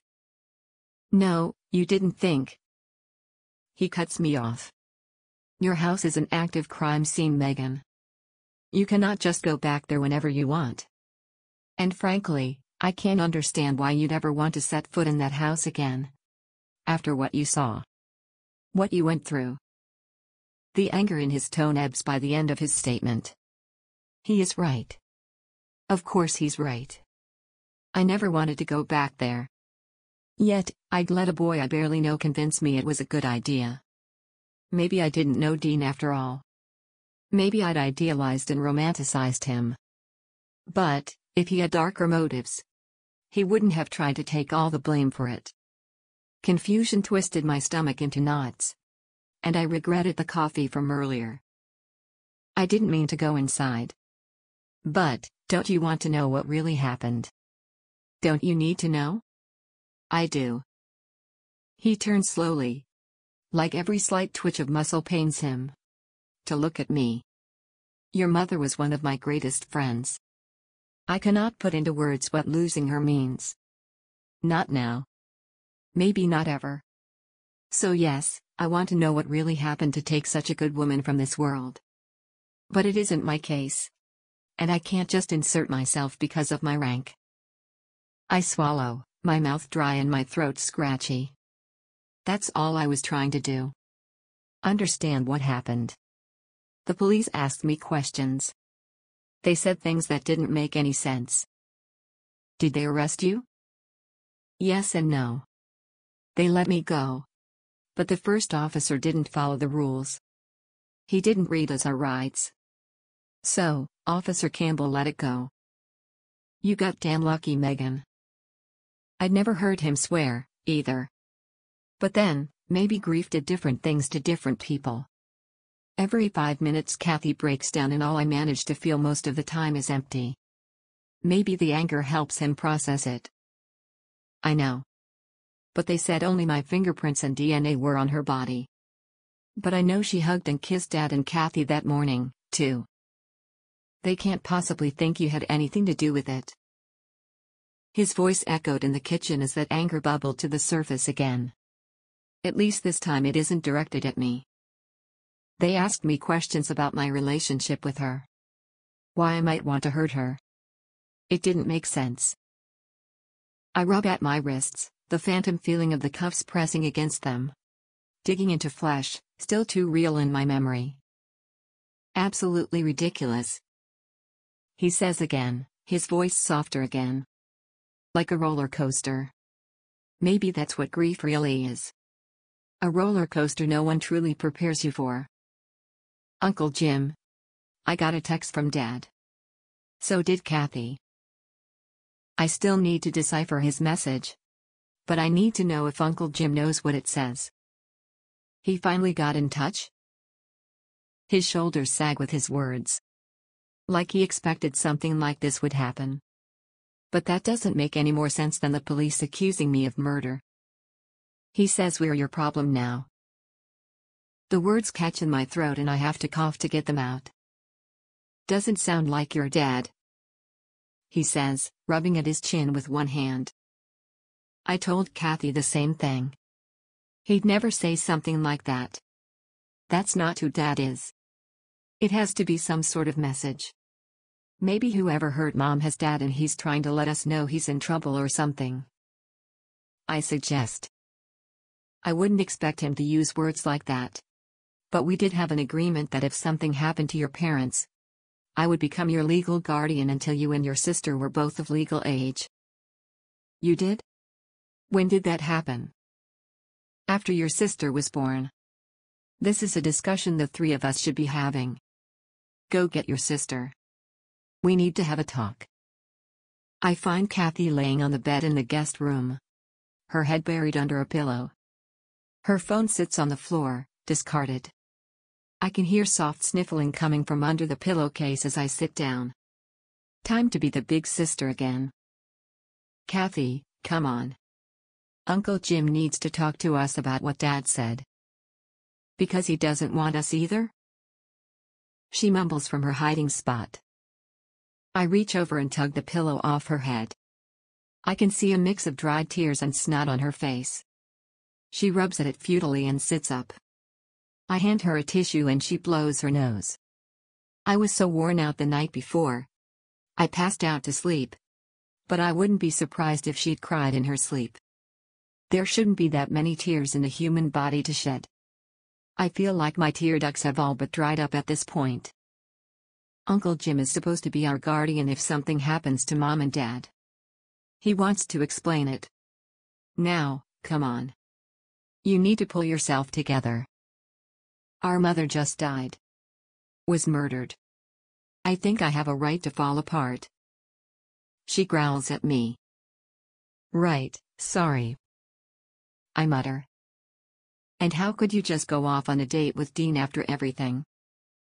My brow furrows with fresh confusion. You told me to go, remember? You said Mom would want us to keep living. So yeah, I went for coffee. And I got arrested because of it. I stand before she has time to respond and close the distance to the door. Now come on. I join Uncle Jim at the dining room table. He spread out the pages of a document along its smooth surface. Kathy appears, looking more presentable than she had a few minutes ago, and sits across from me. I know the last day has been unimaginable for you girls. It has been for me, too. I've never seen you so angry. I say. Maybe Dean's therapist father was right about grief. No one should be so brutally taken from this world like that. Most especially not in front of their children. His gaze goes unfocused and his jaw goes slack. I want to ask what he's remembering but can't bring myself to break the silence. Kathy seems too focused on her own sadness to notice his solo trip down memory lane. What's all this? I gesture to the papers spread out between us. It's the copy of the agreement with your parents. I'm not a lawyer, but it was drawn up by one. A good one. I've put a call into them to see about coming over to review it. To see if they think a judge would interpret what's happened to mean that the requirements for guardianship have been met. Mom's dead, isn't that enough? I ask, knowing that if that were the case, he would have told us about it sooner.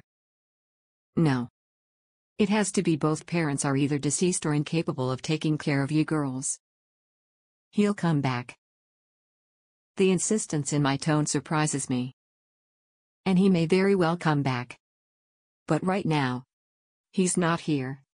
And it sounds like from the message he sent you girls that he is not capable of taking care of you right now. Is the lawyer even working? It's Saturday.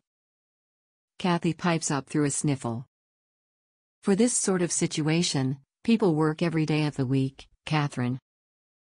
I pull the sheet of paper sitting in front of Uncle Jim toward me to study the neatly typed text. He's drawn an asterisk and run a highlighter over it. Clearly not caring that he's written on a legal document. I skim the text, but the words only barely register. In the event of the death or incapacity of the undersigned, the following individual, being of sound mind and over 18 years of age, will hereby be appointed as the legal guardian for all minor children in existence at the time of this agreement or thereafter born. James Nixon. It was cold. Legal jargon, but it was clear enough in its meaning. I grab at the other pages spread out, hunting for the signature page. Until I lay eyes on both of their names on this document, I refuse to believe that Dad meant for this to be the case. That he could just discard us. I love Uncle Jim, but he isn't Dad. He never will be. I find the signature page across the table. And there in harsh black pen strokes are Mom and Dad's printed names and signatures. I've seen them write them enough times to know they are real. Why can't he take care of us now? I don't mean to ask the question aloud. I don't expect anyone to have the answer. Because he just lost his wife.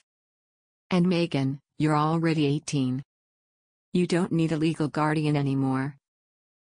Uncle Jim's voice sounds more like the familiar one I grew up with. and less like the one that raged without warning earlier. He pats my hand. This isn't how any of us expected this document to come into play, but we are here now. You will always have a home with me. For however long you need or want it. And if I don't want to go to school? Your choices are your own. If you feel you can't go even to community college right now, that is perfectly fine. I will caution you that if you let your grief linger too long, you risk not being able to move past it. He gets that faraway look again. I want to ask him about it, but it feels rude to do it now. Kathy sits silent across the table from me, staring at her hands. I don't want to push her either, but I need to know that I'm still needed here. The idea of leaving Westby terrifies me almost as much as life without my parents in it. But a realization dawns on me. I don't have a home here anymore. It died right along with my mother. What do you want me to do? I finally let the question verbalize. Anything I say is going to just come back to bite me. She answers in a low grumble. It won't. Kathy, you're my sister and I care what you think. You still have 2 more years of school here. Our gazes meet and she isn't the sister I've always known. She has her face and wears her clothes.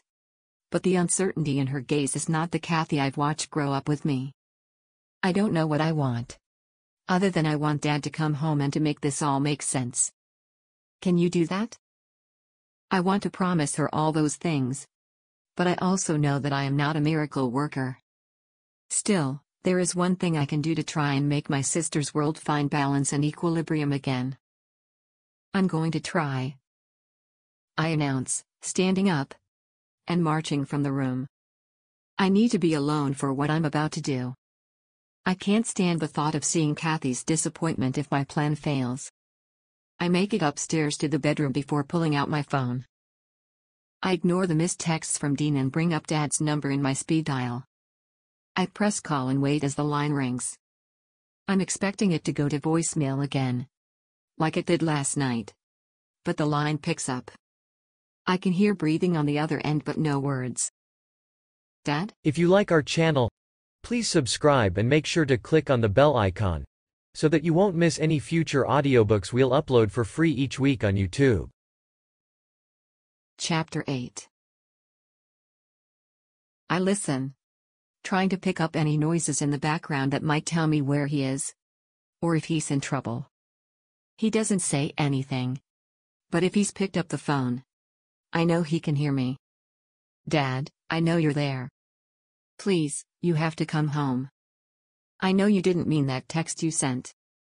You couldn't ever think we are anyone's problem. Please, Daddy, we need you to come home. The line crackles with static but he still doesn't speak. My plan is falling to pieces with every second that ticks by without a word from him. I don't know how else to convince him to talk to me. Then, after a prolonged pause which makes me question whether the call is still connected. Don't call this number again. The line goes dead and the phone falls from my hand, landing with a clatter on the floor. I don't bother checking to see if it's damaged. For a split second, my brain argues with itself, insisting that the voice on the other end of the line wasn't my father. But it is his voice. He sounds tired. But I would know the timbre of his voice anywhere. I barely register the sounds from down below me. Of the car door opening and closing and the knocking on the front door.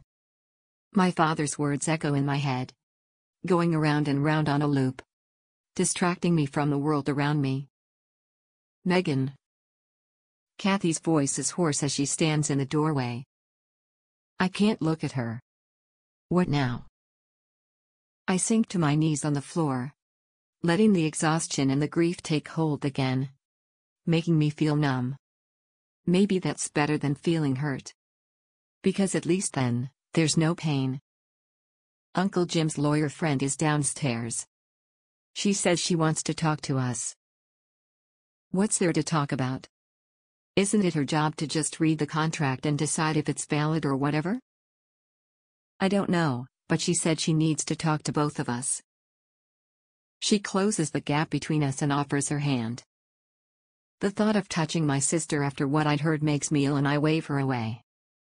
I can't share this news with her or anyone. Not yet. I still need to make sense of it first. Swallowing back the bile, I push myself to my feet and let her lead me back to the dining room. The contract is stacked neatly in a pile, and a woman with jet black hair and sharp hazel eyes sits at the table where Kathy had sat before. She looks younger than Uncle Jim, but maybe a little older than Mom. I'm not very good with guessing ages. Girls, this is Sheila Gray, the attorney I told you about. She'd like to ask you some questions, Uncle Jim says. The skin under his eyes is dark, showing the signs that he has not slept well. How did I miss that before? I take the seat I had before, and Kathy sits beside me. She reaches for my hand and I'm too slow to avoid it. She squeezes tight, her fingers and palms sweaty against my skin. She's nervous, just like me. I try to tell myself that we are in this together, and I'm not alone, no matter how distant I feel emotionally from the people around me. First of all, I just want to say how very sorry I am for your loss. It is unimaginable what you two are going through. Her voice carries a hint of an Irish accent, and my mind wanders, trying to decipher how long ago she may have left Ireland. Jim hasn't told me everything, but enough to know that we have to determine whether it's worth going before a judge to make sure you two are taken care of. He said since I'm 18, it doesn't apply to me. I say, my voice sounding strained in my ears. That is likely true, but we need to be sure that Catherine is looked after. So, can you tell me what contact has been like with you, Father? He texted us that Uncle Jim should take care of us. I reply before Kathy can pull out the text to contradict the description of his message. Those were his exact words? Sheila gives Uncle Jim a look that tells me she knows different. He said we're Uncle Jim's problem now. Kathy butts in. Sheila looks to me for confirmation. I can only nod, feeling hot tears burn the back of my eyes. She scribbles notes on a legal pad and looks over to Uncle Jim. And did you receive any similar communication from him? Not as such, no. But, when Megan told me about the text message, it made me remember the agreement we signed right after she was born. I've heard nothing from him since yesterday. I'd intended to stop by his office today just to see if I could find anything about where he'd gone. The officers handling the case indicated he wasn't there yesterday. Uncle Jim sounds winded by the end of his statement. It didn't seem possible for a man of his size to be out of breath after just saying a few sentences. And have any of you had any other reason to believe that your father is now incapable of taking care of you? Anything that might indicate he is giving up his parental responsibilities in any way? No. Kathy answers. My mouth hangs open. I don't want to share the phone call with Dad. I'm not ready, and yet, this woman sitting across the table from me is forcing it out of me, almost by magic. He told me to stop calling him. My lips feel cracked and painful as I wet them with my tongue. All eyes fall to me and I know I can't keep quiet any longer. I tried calling him again before you came. I thought I could convince him to come home and make things right. But he just told me to stop calling him. Are you sure it was Dad? Kathy's voice is soft. That note of hope is there, resonating with the piece of me that wishes none of this is real. It was him. My voice is hollow, defeated. The emotional part of me wants to argue that he will come back because he's Dad. That's what he does. But the rational part of me sees the signals he is sending. The text, the call. The fact he's been missing since before Mom was murdered. Those are not the actions of a man who has nothing to hide. Or who is going to be there to pick up the pieces of his broken family. Maybe he does want Uncle Jim to look after us after all. When were you going to tell me? Kathy's voice cracks and she buries her face in her hands. Uncle Jim's fists tighten on the table and color warms his cheeks again. I wince in preparation for another tirade like at the police station. His anger terrifies me almost as much as the uncertainty that lays ahead. Maybe leaving isn't a bad idea. But, the anger ebbs out of Uncle Jim in seconds. I was going to tell you both once I figured out why he'd say that. There is something going on with him. I know there is. Something he can't tell us because he's scared or something. I don't know. But I guess I just didn't want it to be true. I wanted to keep believing in our family. Mom is gone. We can't change that. But I thought there was a chance he'd come home to us if he could just hear my voice. Sheila scribbles something else on her notepad I can't read and sets down her pen. She folds her hands in front of her. Again, I can't imagine what you are going through. I can tell you that I think we have a strong case to go before a judge to ensure that Jim gets custody of Catherine. He will still be financially responsible for you, Megan, if you decide to pursue higher education. That's written into the agreement, too. What happens if this is all a big misunderstanding and he comes back? I press. That tiny nugget of hope that Kathy fanned last night is catching in me. Everything seems lost, but maybe, just maybe, there is a shot in the dark. I'd of course step aside once he proved he was able to look after you, Uncle Jim says. But it's important we get you girls some stability right now. I'm also happy to help with your mother's will, Sheila offers, passing me a card with elegant gold embossed text, and the scales of justice nestled between her first and last name.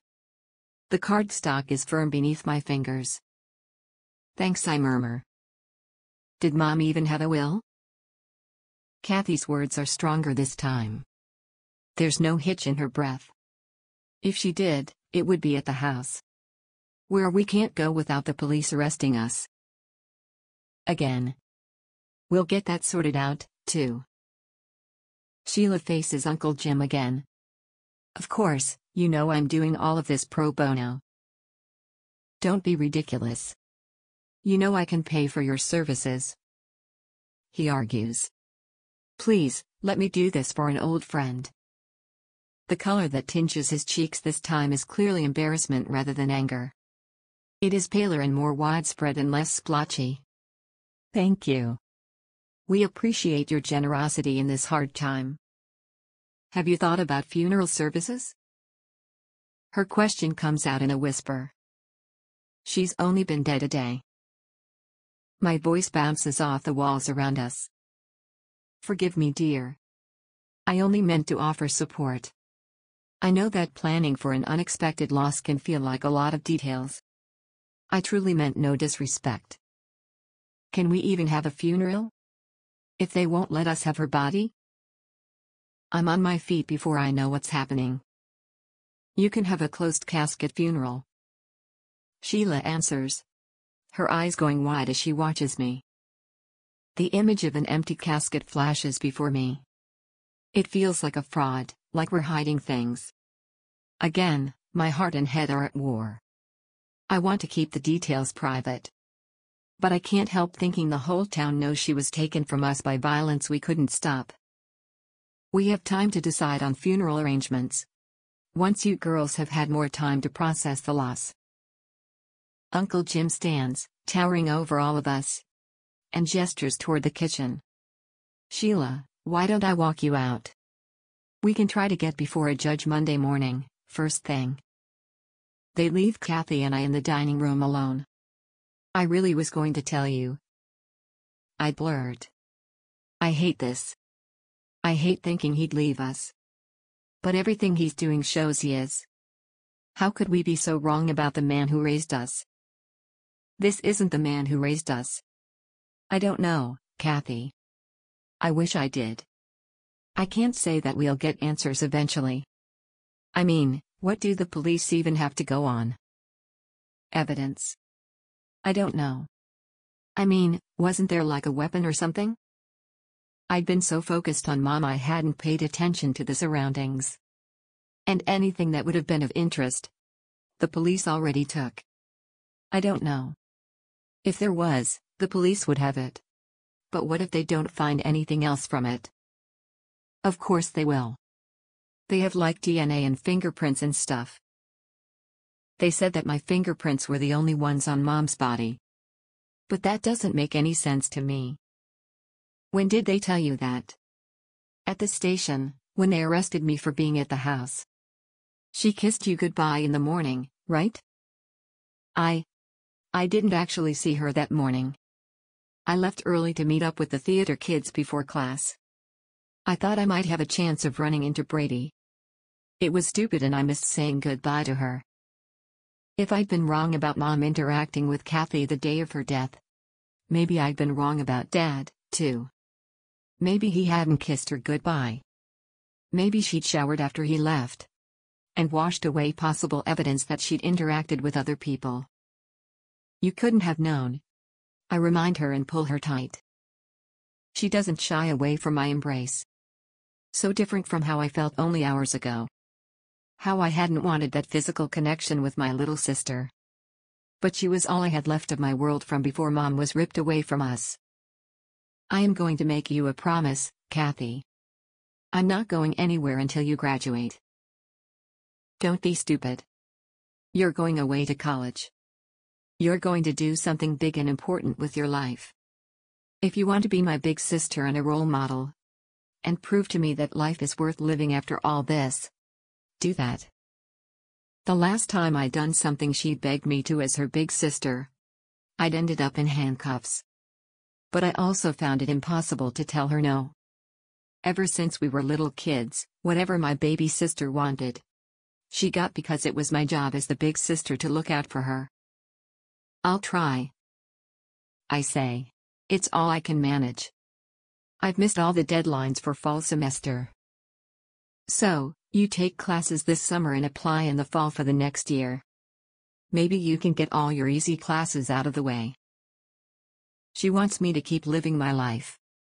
It won't be the same as before. But it also doesn't sound impossible. How about you? How are you doing? Some minutes it seems like the world is ending. Others, I feel like it's not real. I haven't told anyone. I want to, but how do you explain something so big? Mom's gone and she is never coming back. Ever. I didn't tell Dean all the details. Maybe I should have. I mean, he saw the house so he knows it was something bad. But, then he wouldn't have wanted to take me to the house to get closure. We wouldn't have gotten arrested. Kathy gives a soft laugh. Some first date, huh? Her weak laughter is infectious. And I break into giggles, too. I guess it was. He probably hates me now. He texted earlier but I didn't read them. She makes the give me your phone gesture. I hold out both hands. It's upstairs. She wipes at her eyes. And I can see bruises beginning to form beneath them from all the rubbing she's doing. Soon, if she keeps this up, she's going to look like she's gotten black eyes. Let's go get it, because he doesn't hate you. You don't know that.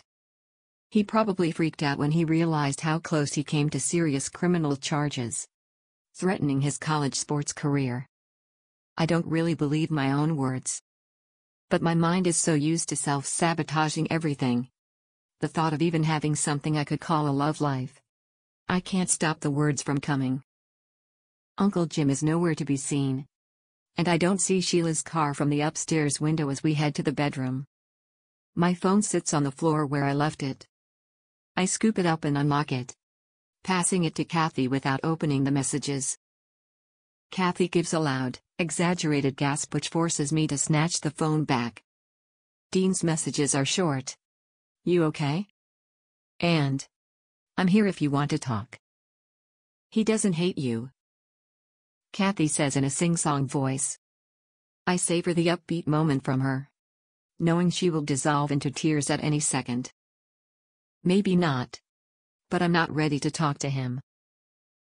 I throw myself down on the bed and curl up beneath the blankets.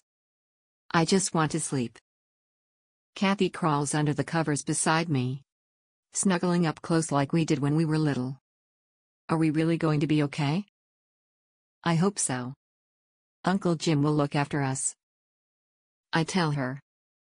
She falls into a deep sleep almost instantly, her snores buzzing in my ear. and her breath brushing the nape of my neck and my shoulder. I try to follow her to that deep slumber, hopefully free of dreams and visions of dead bodies. Yet, I can't shake the feeling I know I'll be haunted by my mother for a long time to come. Someone help me, please. I yell as blood cascades over my arms and onto my shirt. It sticks to my bare legs and is in my hair. Mom lays beneath me, glassy-eyed and unseeing. Maybe she's already dead, but I can't stop trying. No one comes to help me. Not the police, not the paramedics. You're not doing any good there.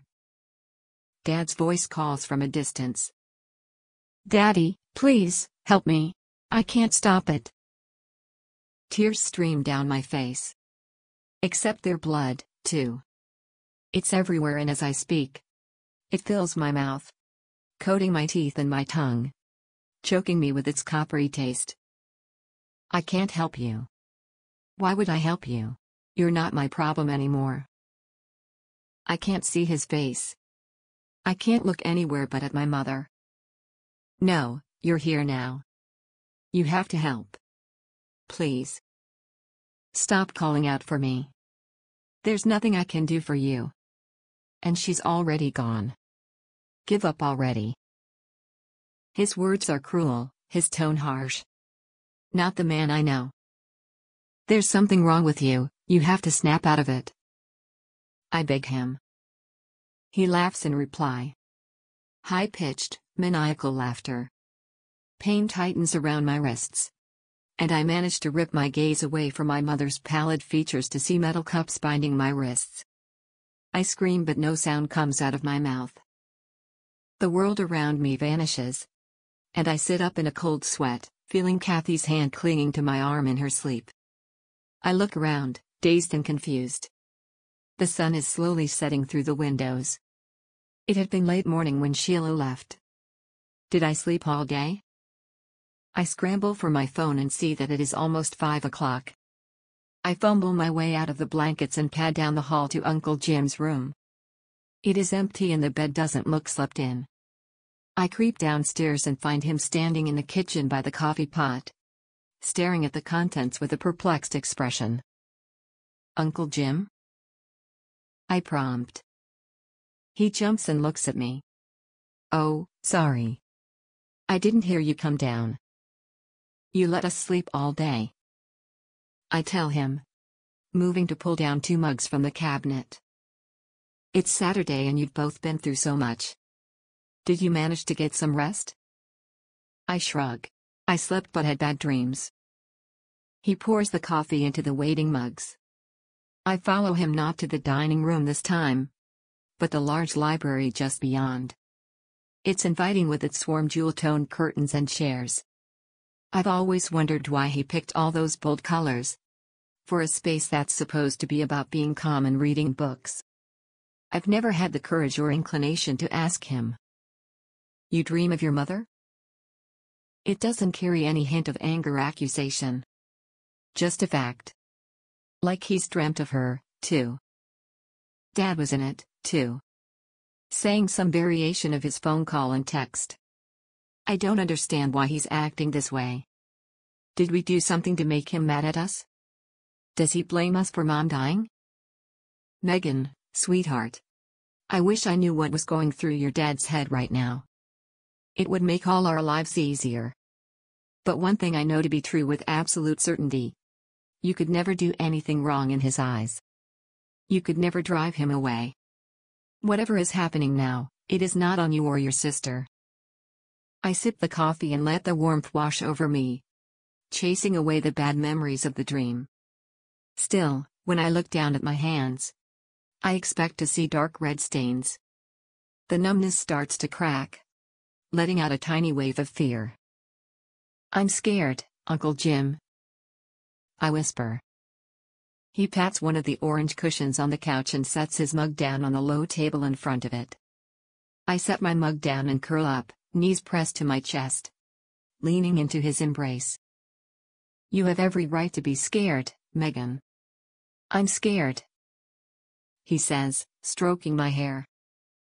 The motion calms me and my eyes grow heavy with the pull of sleep, even though I've just napped the day away. Does grief do that to people? Rob them of all the energy they should have? You're scared? I repeat. You weren't the only one who saw her in that kitchen. You never expect to see a good friend like that. Even with all of my years on the job, death never gets any easier. As I nestle deeper into his embrace, burying my face in his chest, I get up the courage to ask the questions I've been too scared to know before. You said letting grief win makes it so you can't move on. Did you lose someone before?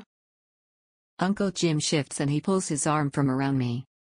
He rubs at his left hand, drawing my attention to his ring finger.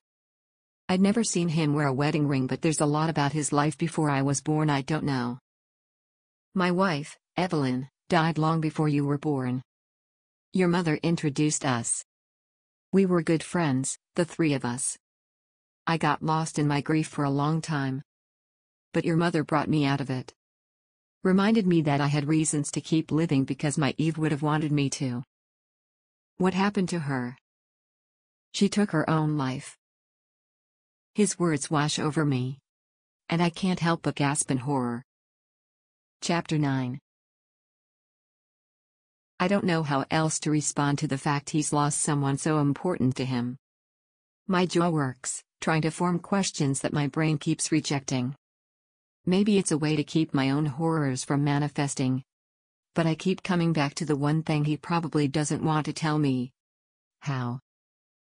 I suspect you want to know the details, he says, saving me from asking the question. It's too personal. You don't have to say anything. I ramble, but he waves it off. I've made my peace with it long ago. He picks up his mug and takes a fortifying gulp. And if you can learn from how I dealt with that loss, to better get past your own grief, then I'd be selfish if I didn't share it with you. I pick up my own mug and let the heat permeate my skin. I don't want to think about death. I'm tired of thinking about death. And yet in this moment, when he's about to tell me how he lost the woman he loved, I find a hint of excitement sparking my synapses, keeping me awake. Evelyn was a beautiful soul. She was artistic and charming. She loved painting and geology and sculpture. She was sort of a Jill of all trades, if you will. I loved her the moment I laid eyes on her. He begins. I thought you were going to explain how she died. I interrupt. To understand how we got there, you need to know where we began. He says and holds up a hand to signal me to be quiet. I drink my coffee and let him speak. As I said, I loved her from the moment I met her. There was just something about her that pulled me in and didn't let go. She could look at a person and know what was in their heart, what they truly wanted out of life. It was a gift. Now, I'm not saying she was clairvoyant or anything of that nature. She didn't believe in that sort of mysticism. But she did believe in the idea that everyone was connected and meant to do something specific with their life. Tears start to well in his eyes and he swipes them away with the back of one beefy hand. The image of this grown man crying at the happy memories of his dead wife unnerves me. And I set my coffee down for fear of spilling it everywhere. Anyway, what I didn't know back then was that she used drugs. Hallucinogens at that point. She later told me it helped inspire her art. It gave more clarity. She swore to me on our wedding day that she was clean and sober. And I believed her until the day she died. I came home early one afternoon to surprise her. It was our anniversary. We'd been married 5 years by then. It wasn't that long in the grand scheme of things. But to us, it felt like a lifetime. You found her, didn't you? I whisper. I did. She was in her painting studio out back. You know the shed that you girls were never allowed to play in? I'd long forgotten the shed in his backyard. The rest of the house is dazzling enough for a young child to behold. But the moment he mentioned it, I recalled it being off limits. Kathy had been more eager to investigate it than I'd been. That's where she died? That's why we couldn't go there. Because of all the bad memories it holds. Yes. I walked in to find her sitting in the chair with a needle in her arm. My brow furrows. But can you do those kinds of drugs that way? No. They found heroin in her blood. They couldn't find any evidence that she'd done it before. It was possible she'd gotten a bad batch. I spent many years after that questioning the woman I'd married. I wondered if I'd been more vigilant. Would she still be alive? You said she took her own life. Did she leave like a note? I hate myself for asking the question. For nitpicking the language he used to describe his loss. No, there was no note. It was ruled an accidental overdose. But she chose to put that needle in her arm, knowing it could lead to dire consequences. So, to me, she took her own life. Does that make sense? Yes. It wasn't until your mother got in touch with me to tell me that she was pregnant with you that I started to realize what I was missing by being angry all the time. And that's the thing about grief. It brings out emotions you never expect. What if it brings out no emotion? Uncle Jim gives me a sad look. The skin around his eyes pale, making the bruise-colored bags under his eyes stand out more. It will in time. And it won't happen all at once or always be the same feeling. I see you get angry and Kathy can't stop crying. And I can't even do that. Am I broken? He pulls me into a tight embrace. And I lean into it, trying to find some bit of comfort. Our minds do many things to protect us from pain. Both physical and emotional. Your sister is grieving the loss of the woman she loved, as am I. But you have to contend with the darkness of that loss in a different way. Because I can't stop seeing her there on the floor? I sniffle into his shirt. Yes. Because, as unfair as it is, your sister can mourn the memory of the woman that was. We must mourn the woman she was at the end. How come you actually feel something then? I suppose because this isn't new territory for me. Someone your age should never have to carry such a burden. Just know that not feeling anything at all does not mean you aren't processing this loss or that you're broken in some way. It may hit you somewhere down the line, even years from now. They say it gets better with time, but that's not true, I'm afraid. He strokes my hair and kisses the top of my head. You simply get used to it. It becomes a part of your everyday existence to the point of not thinking about it every second of every day. Do you think the police are going to find out what happened? Who really killed her? He sighs and unwraps his arm from around my shoulders. I don't doubt they are going to try. But I can't promise it will be as thorough an investigation as we hope. I've heard they arrest people just to meet quotas. And how could they possibly think I did it? I ramble, downing the dregs of my now lukewarm coffee. They aren't all like that. But I don't disagree that some change would do them all a world of good. Unfortunately, I'm not the person to make that change. But you're a sergeant. Don't they have to listen to you? I counter. Sometimes, rank doesn't carry all the power you think it does. There are good cops on the force. But the ones who give them a bad name are protected by institutions I can't hope to take on. Believe me, I've tried. If they fail to get to the bottom of what happened to my mother, then I may just have to take matters into my own hands. My future still feels unsettled, but a new picture is forming. Mom wanted me to have more in my life. Maybe I could do that for her to make sure she gets justice. The doorbell blares through the house, disrupting our conversation. I jump at the noise as it vibrates down my spine. Uncle Jim pushes himself to his feet and starts for the front of the house.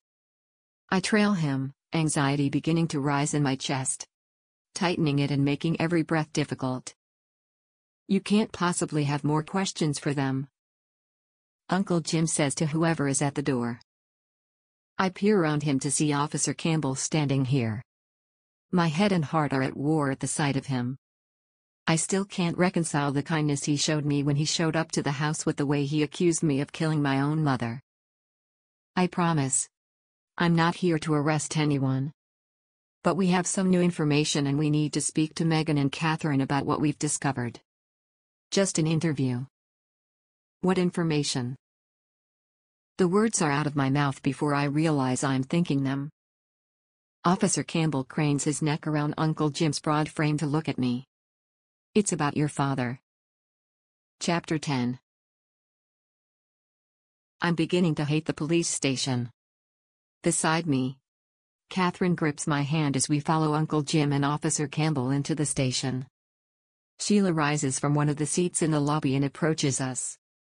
What is she doing here? You really don't need an attorney, Officer Campbell says. I assume you will be speaking to the girls separately? Sheila says. He nods and she crosses her arms over her chest. Well, Jim is Catherine's legal guardian now. And I'm here to provide support for Megan and given the stunt you pulled earlier. Legal representation if needed. Officer Campbell sighs. Sure. Of course. This way. Back we go to the hallway leading away from the reception area. My heart skips a beat as I glance at the empty interrogation rooms. The anger that bubbled up in me when I'd been accused of murder rages again, burning my throat with bile. I swallow it down as I take the seat offered to me. Catherine casts me a scared, wide-eyed look as Uncle Jim ushers her off to the next room. I don't know if I'll be able to hear them unless Uncle Jim starts yelling. But I don't like being separated from my sister. I'm supposed to protect her from all this. I can't do that if I don't know what they are saying to her. Now, as I said, this is just an interview. A follow-up to the conversation we had yesterday. Officer Campbell says and sets a clear bag labeled evidence on the table with a cell phone on it. Do you know where we found this phone? Hysterical laughter erupts from my lips. I'm not a mind reader. Annoyance flashes across his face, but he doesn't otherwise react to my outburst. I try to take a deep breath and compose myself. Sheila scoots her chair a little closer to me. I know this is tough, she whispers in my ear. But you don't want to give them anything they can even think about using against you. I suck in more air and the hysteria fades. I clear my throat and fold my hands in front of me. I don't know where that phone came from. It looked nothing like my own phone. It was probably a model several years old. We found it in your father's desk at his office. I blinked. I haven't been to his office since I was like 10. How would I know what he keeps in his desk? You didn't notice him taking calls at odd hours? No. But he hadn't been sleeping well lately. I attributed it to just general stress of work. Because we were able to access the information on the phone. And he's been sending text messages and making calls at all hours of the night. Up until a couple of days ago. You should ask him about all this. I tell him. Believe me, we'd like to. But we still can't reach him. Have you had any other contact with him? Sheila holds up a hand to silence me before I blurt out that my father has abandoned us. You know they would have shared any contact with you. Are you trying to blame a child for not knowing her father's whereabouts or late-night habits? Did you know everything your parents did when you were a teenager? I'm just trying to determine why he would have a second phone, that's all. Trying to piece things together. He pushes the phone aside. Can you tell me how he and your mother seemed in the days leading up to her death? They were fine. Everything was fine. We were all happy. Nothing seemed out of the ordinary? They didn't argue or anything? Maybe about him spending time away from the family? No, they didn't. They never argued. They loved each other and me and Kathy. We were their whole world. I helped her make pie. And he told me to go on a date with a boy because he wanted me to be happy. He was laughing and joking around like he always did. They both did. I huff in one long breath. So, he wasn't having an affair or something of that nature? His words make me grind my teeth. And black spots pop in my vision. He can't be serious. He wasn't having an affair. He loved my mother. He'd never hurt her like that. Like Miss Gray said, we don't always know our parents as well as we think. It's attorney. Sheila interjects sharply. My apologies. He says, but I can tell by his flat tone he doesn't mean it. My father wasn't having an affair. I repeat firmly. Okay. I believe you. He rubs his chin. Megan, are you absolutely sure you don't know where he could have gone? I wish I knew. I answer in exasperation. I know I should tell him about the call with Dad. But it won't prove anything. It was a short call and all he told me was to stop calling him. Right. Well, if you have any contact with him at all, you need to tell us right away. What were the texts about? I blurred. I need to know why they would say my father would cheat on my mother. Even given everything I'd observed about my father in the last 48 hours. I couldn't believe he would do that to her. I'm not at liberty to disclose that. How am I supposed to help you if I don't know what they said? If he does get in touch, maybe I can get him to admit to it or something. I suggest wildly. And I just want to know what they have. They can't just tell me about texts that make them think he's a terrible person, and not expect me to want to know what they say. Setting up meeting times mostly. Going back almost a year. Whatever it is, you're wrong. It's not an affair. I tell him as the wind goes out of my sails. I think we're done here. Sheila says and stands, placing a firm hand on my shoulder to guide me from the room. We return to the lobby. But Uncle Jim and Kathy are nowhere to be seen. They must still be in the other interview room. I wrap my arms around my torso to ward off a sudden chill. Sheila clasps her hands in her lap like I'd done in the interview room, and watches the officers moving around just beyond the front desk. Do you think he did something wrong? My dad? I whisper the words out of fear. Fear of being overheard. Fear of being right. I think they don't know what is going on. And they are trying to make sense of something that is always a senseless act. What if they try to pin it on him because they can't find him? She turns to me and pats my knee. Not everyone gets justice, Megan. If we did, we'd be living in a very different world. But they can't just do that. Blame him. Can they? They can try to make their case. But if there's no one to charge, they can just issue a warrant for his arrest.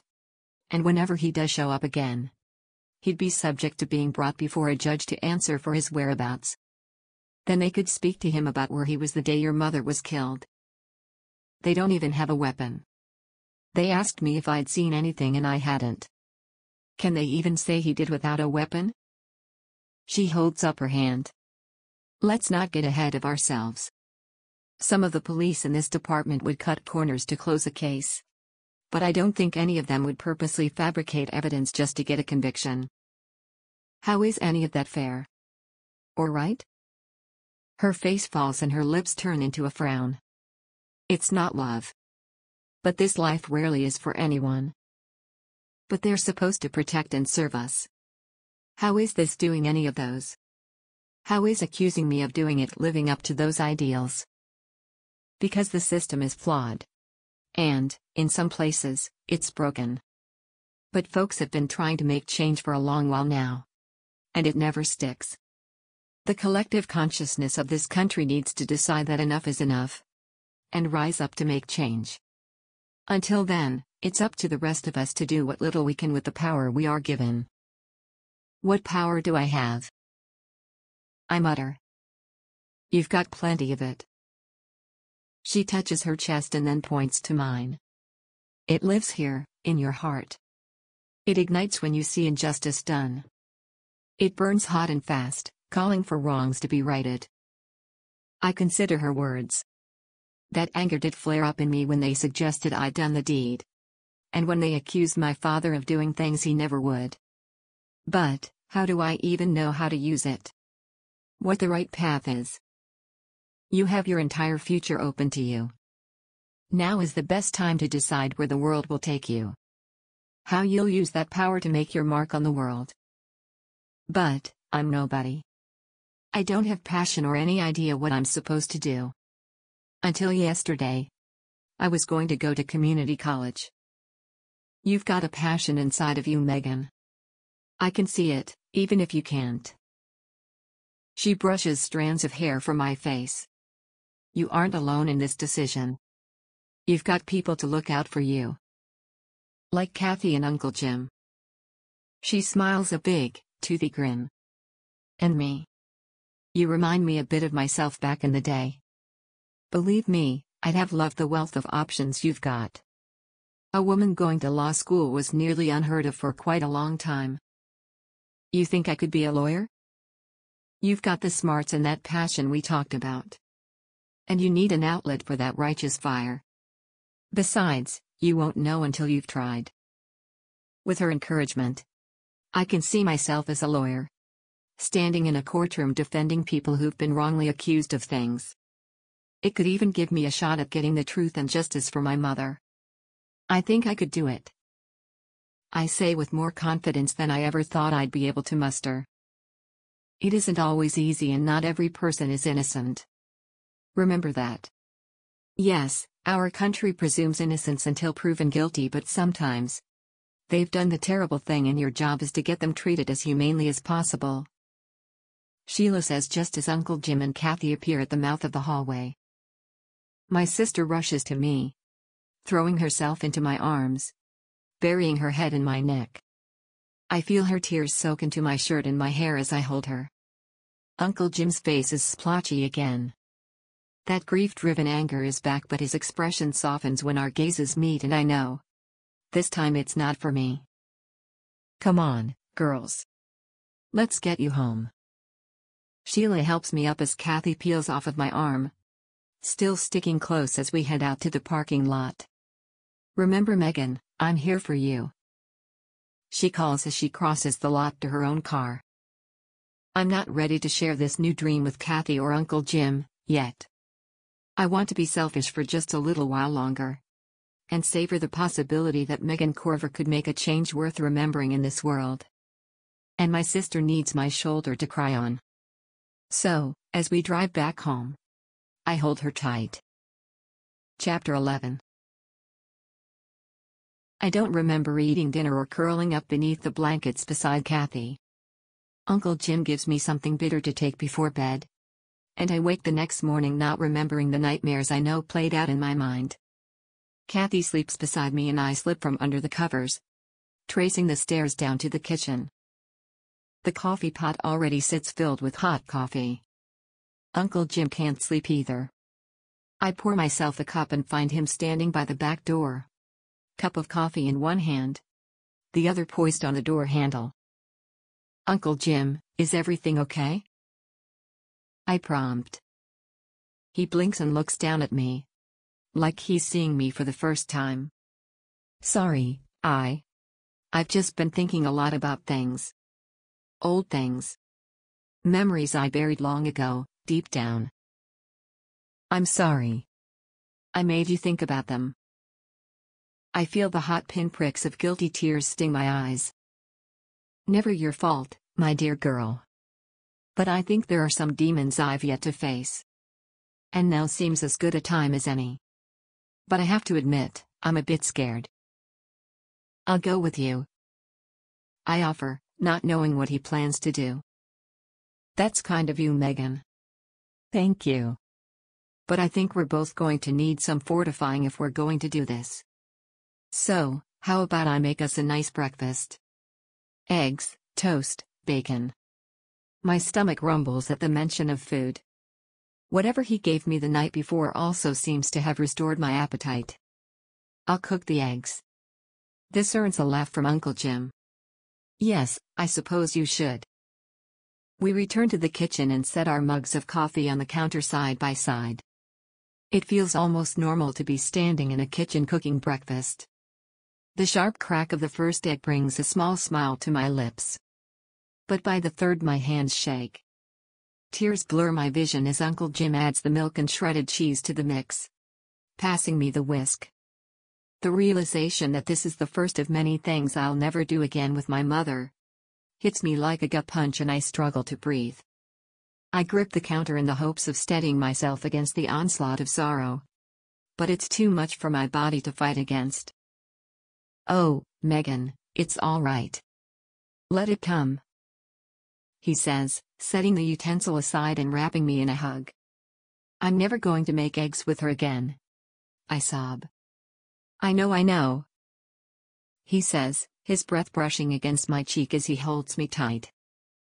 We slide to the floor and I gasp for air as the sadness washes over me in punishing waves. It beats down the hope I'd felt yesterday.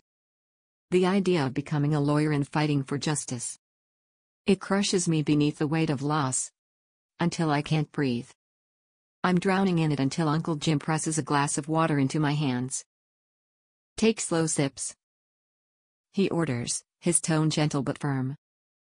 He guides my hands and I press the glass to my lips, letting the liquid trickle over my parched mouth. The weight recedes like the tide going out and I can breathe again. It doesn't feel quite so insurmountable as the kitchen comes back into view. Uncle Jim squeezes my shoulder. "Like I said, it's going to hit you at strange times for a long while yet. I find it's best to let it come, run over you, and recede. That takes some of its power away." There was that mention of power again.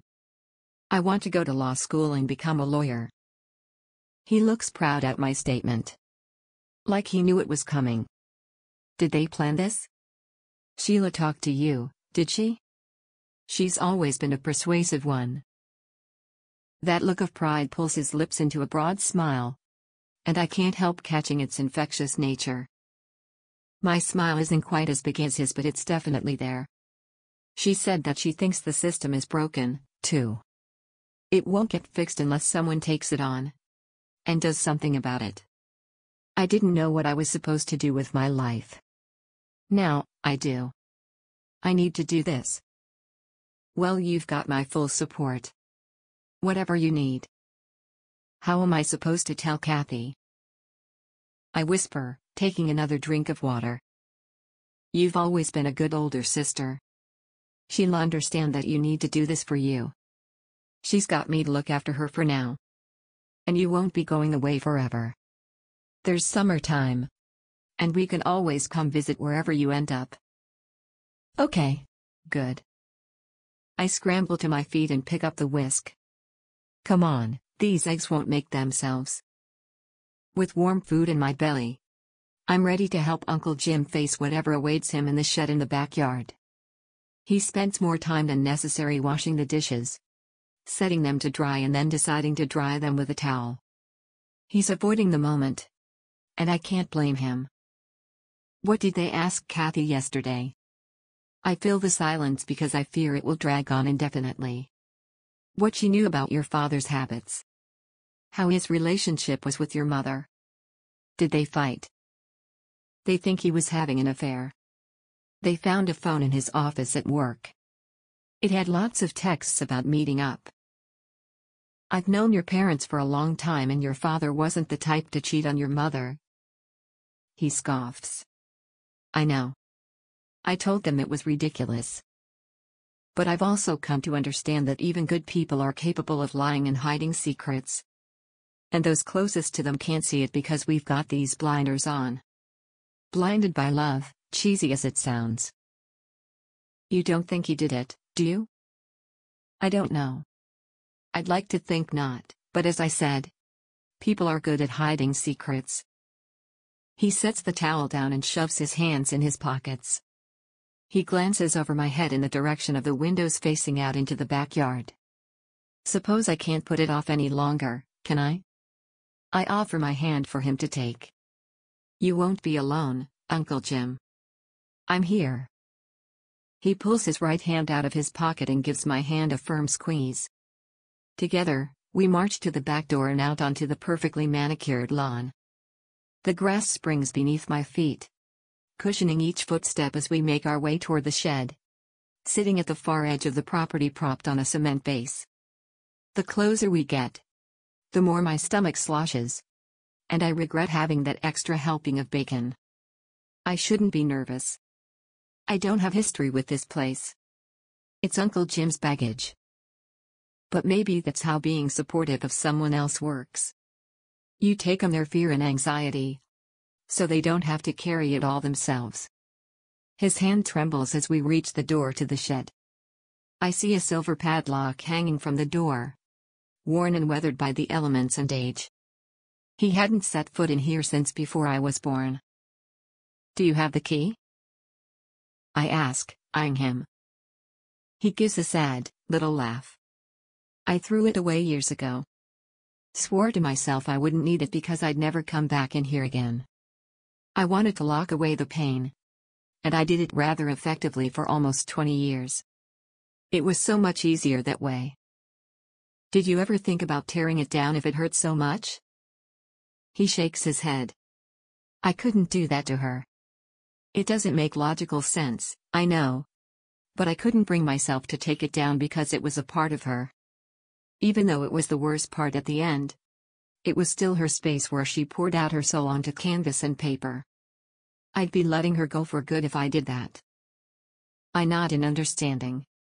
It sounds complicated and he's right. It doesn't make a ton of sense. But I can see why now he wouldn't want to destroy the piece of her. I scan the area for a heavy rock. We can just break the lock. Nothing looks like it will do the job. Do you have something to break the lock? He sighs and turns back toward the house. Wait here. I'll go get the bolt cutters. I listen as his footsteps shuffle back toward the house. I stare at the shed in front of me, rooted to the spot. My curiosity wants to be sated. To peer through the grime-covered windows inside. To see what's been left behind.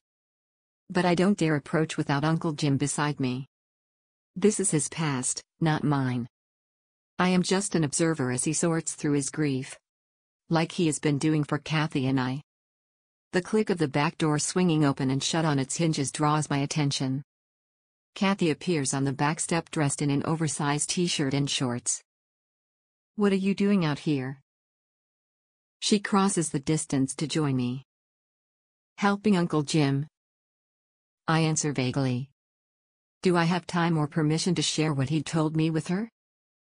He never lets anyone in the shed. She prompts, pointing to the structure before us. I know. It's kind of a long story. I don't know that I'm supposed to share it with you. But basically, he had a wife and she died before either of us were born and she was an artist.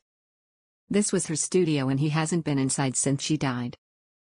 I see you've given her the short version. Uncle Jim says from the doorway behind us. My cheeks swarm with embarrassment but his expression isn't anger. It's relief. He trudges forward with a pair of large bolt cutters in his left hand, swinging in a long arc beside him with each step. You don't talk about her, Kathy says softly. Because losing her was hard. But seeing what you girls are going through, feeling the weight of grief again, made me realize I've still been hiding from what happened. If this is going to be a new start for you girls, then I ought to step up to the clean slate with you. The lock falls to the ground with a metallic clink as the bolt cutters make easy work of it. He tosses the cutters into the grass. I wrap my hands around one arm as he takes Kathy's hand. We will do this together as a family. Until this moment I don't believe I'll ever have that again. But standing here beside the man who'd been around my entire life, cheering me on just as much as my parents, I knew that family had many meanings. He doesn't move to open the latch, so I do it for him. Like the dishes. He's stalling again and my curiosity ramps higher with every minute that passes outside of the shed. We're here with you, Uncle Jim. I remind him as the door swings inward on old hinges. The squeal echoes in my ears for a minute as I stare at the dimly lit space. Even with the bright spring sunlight overhead, it seems stuck in the twilight. I spy cobwebs hanging from the door frame above us and in the windows. A cloud of dust puffs up as I step inside, groping with one hand along the wall for a light switch. My fingers finally graze something that feels like a switch and I flick it upward. A series of small bulbs spark to life above us, illuminating the space in a soft glow. Uncle Jim's breath catches in his throat as I let go and move into the space to examine it. The years of neglect are evident with the thick layers of dust on much of the floor and walls. Some of the canvases display partially finished artwork. I run my fingers along what looks like a charcoal drawing, half finished, of a man's face. The prominent features suggest it's Uncle Jim. Kathy ducks under Uncle Jim's large arm span as he continues to stand in the doorway. She joins me by the coal drawing and whispers, "How did she die?" I swat the question away and give her a disapproving glare. "All you need to know is she did," I answer. I can't put into words why I don't want to share the truth with her. Given what we've already lost, it wouldn't be that much more traumatic to her to tell her the truth about a woman neither of us knew, dying from a drug overdose. But I liked having this bond with Uncle Jim. Something unique to us. She always had a good eye for capturing faces. Uncle Jim finally croaks as he joins us across the room.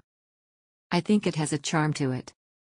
Like she caught your good side, I say, hoping my words don't come off as rude or insensitive. He picks up the canvas and lightly brushes a layer of grime off the edges of the canvas. I like that.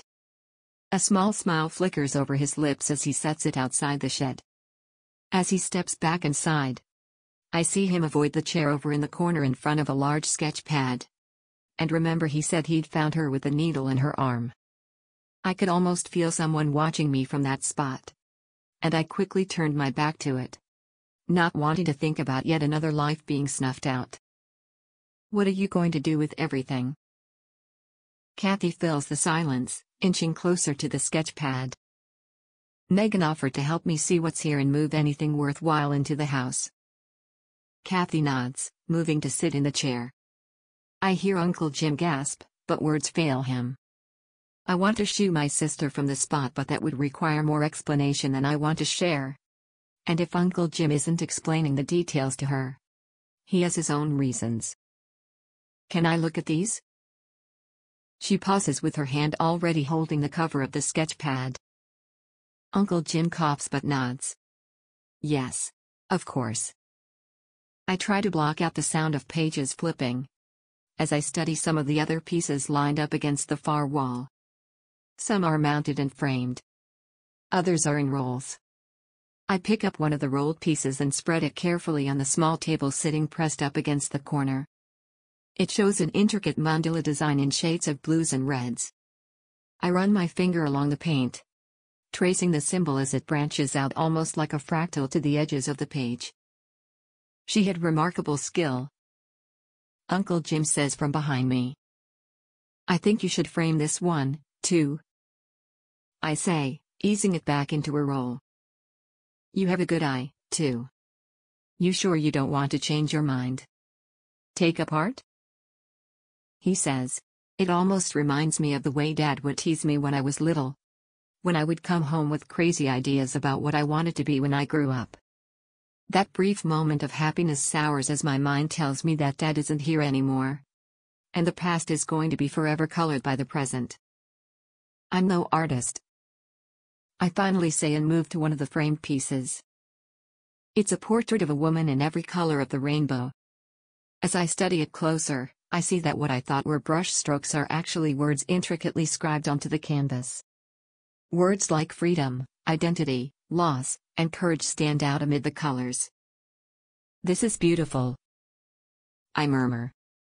I set the painting down for fear of dropping and ruining it. I remember when she painted that. It was part of her thesis for school. To do a self-portrait. She was very clever when the mood struck her. My brain fills in the unspoken meaning for the word mood. High. It may have come from a drug-fueled state. But it calls to me, promising me that one day I could be filled with all of these things. That the woman whose image contains all of these emotions and thoughts could be me, too. You should have it, Uncle Jim says. I can't take this. It belongs to you. I protest, even though my heart begs to hold it tight and never let it go. Megan, I insist. She would want you to have it. Let it be a guide and a reminder that you can achieve great things, even if you've faced great loss. You're sure? I don't want to keep avoiding hope and happiness. But it feels wrong to feel them when I've yet to feel anything about the loss of my family. Please, take it. He repeats. Tears fill my eyes as I hold it close. I carry it out and place it beside the few others he's reclaimed. Inside, I catch a glimpse of Kathy still flipping through sketch pages. I don't know what I expect to see. Images depicting a woman in need of help? Signs she was about to spiral into a darkness that would lead her to sticking a needle in her arm? Will Kathy understand the references if she found them? Will they trigger Uncle Jim's anger again? So many questions swirl in my mind as I step back into the space. I move with careful steps to stand behind my sister, as she flips to the final page with faint pencil marks. Uncle Jim, what was she working on before she died? The question leaves my mouth before the thought is fully formed. I'm not entirely certain. She didn't like me coming in while she was working. A pause that felt weighted by the realization that she was probably hiding other secrets from him fills the air between us. But I think she'd been doing some sketching. She was thinking of moving into a different medium. Maybe trying some sculpting. Kathy flips back a couple pages. She was trying to figure out how to put together this piece. It looks kind of like two hearts and a ribbon or something. I studied the drawings as she flips back and forth between two particular pages. I can see the design coming to life as she moves between them. I can't guess the medium she'd planned to use. But I can see the meaning behind the piece. The ribbon with a tiny "na" scripted at the bottom told me what she'd meant. I think whatever she was making, it was for you, Uncle Jim. I turned to face him to find tears streaking his cheeks. Kathy, can you give us a minute? I can see Uncle Jim needs this to move on. But there's so much about the situation, Kathy wouldn't understand. I barely understand it. I'm old enough, Megan. You don't have whisper things behind my back. Kathy retorts. Catherine, please. I need a moment with your sister, Uncle Jim replies. Coming from him, she accepts the request to leave. Still, she lets out an audible huff as she leaves the shed, slamming the door behind her hard enough to rattle the glass panes in the windows. Uncle Jim slumps against the nearest wall. I join him and take his hand in mine. Had she been sober for a long time before she died? Yes. It comes out in a breathy sigh. I think she was trying to celebrate you in that sobriety. I guide him to the sketch pad. His hand tenses and I can feel his forward momentum halt as he pulls free. Uncle Jim, look. Please. I insist and point to the sketches on the page. Can't you see it? He wipes at his cheeks and sniffles loudly. If she was trying to create something to celebrate us and her sobriety, it makes no sense why she would turn to something that would ruin everything the piece meant. I don't know. Maybe she wanted it to be perfect. Maybe she thought you'd know if she went back to the drugs she did before? Maybe she wanted it to be perfect. The laugh that rumbles from his chest is harsh, like it physically pains him. Maybe isn't going to bring her back. Or change the fact that drugs took her from this world. I don't know how to respond to his words. As I stand at his side studying his dead wife's sketches, I realize his words express how I feel about my mother's death. And the hole left behind in my heart and our family. The unfairness of it riles me again. And I feel that burning in my chest. I need to tell Kathy what I'm planning to do.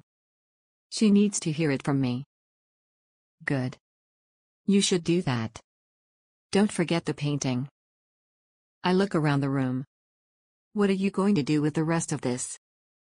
Burn it. It's not the memory I want to keep in my heart of the woman I loved.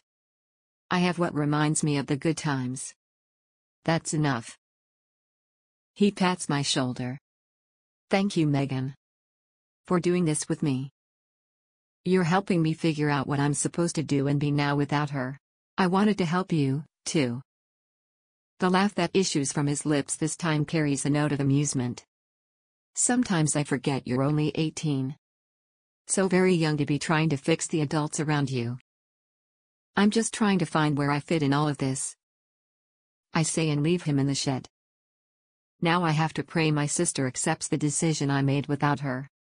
Despite her urging me to go on with life because that's what Mom would have wanted, I still worry she is never going to forgive me. Chapter 12. I expect to find Kathy upstairs in the bedroom, but instead, I find her in the library. She sits curled up on the couch with one of the vibrant pillows pressed to her chest. Tear stains on her cheeks signal another round of crying. I'm sorry we made you leave. It's complicated and it's not my story to tell. Maybe when he feels comfortable, he'll share all of it with you, I say and sit beside her, resting my head on her shoulder. She shrugs me off and grips the pillow tighter. I thought we told each other everything. It isn't my story to tell, Kath. It's Uncle Jim's. And he took a chance sharing it with me. Her head whips around to face me so fast I'm surprised her neck doesn't pop with the speed. And what makes you so special? I can't meet her gaze. I think he was trying to help me understand what I'm feeling. Or not feeling. So he told me about when his wife died. And how he was angry all the time. And then Mom told him she was pregnant with me. And he realized he'd been angry for so long. Her gaze narrows. What do you mean not feeling? Whenever I think about Mom dying, I'm just numb. I don't feel anything. What is wrong with you? Kathy shouts and it makes my ears ring. Nothing. Nothing is wrong with me, Kathy. Because everyone processes loss and grief differently. And maybe I'm starting to feel things now. I lost it making eggs this morning because it hit me that I'd never do that with Mom again. I can't stop thinking about that stuff. All the things she'll never get to see us do. Graduate high school, go to college. Get married. Kathy says, her voice less intense than before. I know. I swallow the lump in my throat. I just keep seeing her how she looked when she died. She relinquishes the pillow and takes my hands in both of hers. I know you're trying to be brave. But I can handle it. I shake my head. Let me be the big sister. Let me keep those nightmares away from you. If I can do something, even small, to protect you from having to see what I see at night, then I'll do it. She blinks back, still more tears, and I pull her into a tight embrace. I would think you wouldn't have any tears left to cry. Just when I think I'm fresh out, more show up. I'm scared. I love Uncle Jim and I know he's going to give us a good home. But I'm scared about what's going to happen with the police and Dad. I am, too. And that part makes me angry. I confess. And that's what I want to talk to you about. Did they tell you something when they asked you about Dad? Because they kept asking me questions about what he was like when he got home from work. And how he and Mom were as a couple.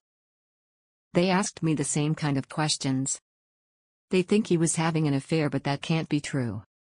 I don't care what the phone they found says. It wasn't an affair. I answer. Kathy cocks her head at me. They didn't say anything about an affair to me. And what phone? I scrub my face with my hands. They found a second phone at his office with text messages about meeting someone.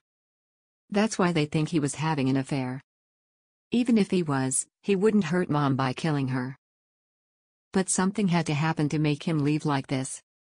To tell us we're Uncle Jim's problem now. I don't have the answers, I'm sorry. But if the police think he did it, they may be right. Or they might be trying to pin it on him to get an easy closure. You don't really believe that? Kathy scoffs. I can't help but roll my eyes. Kathy, you've heard the rumors about them arresting people just to get numbers. They accused me of killing Mom. You can't tell me that they're really trying to find the person responsible. Not if there's someone easier to pin it on. Kathy chews her lower lip. You're right. I guess, I just want them to solve it because if it was someone else. What if they come back? Hot tears burn my eyes and I smooth her hair out of her face. No one is going to hurt you. Not while Uncle Jim and I are looking after you, okay? We're going to keep you safe. I promise. Can you at least tell me what that last sketch was supposed to be? I don't expect the conversation to pivot back to the shed and the artwork. I can't be sure. But I interpreted it as a way to honor her and Uncle Jim's love for each other. And her commitment to certain pieces of her life she'd struggled with before. She nods and plays with the corner of the pillow. I need to tell her what I'd come in here to tell her. All of this other conversation is stealing my nerve. I actually wanted to tell you something else. I begin. She purses her lips together and tucks her legs up under her and faces me, propping one elbow on the back of the couch. This sounds serious. I exhale a long breath. It is. I've decided I am going to apply for more than community college.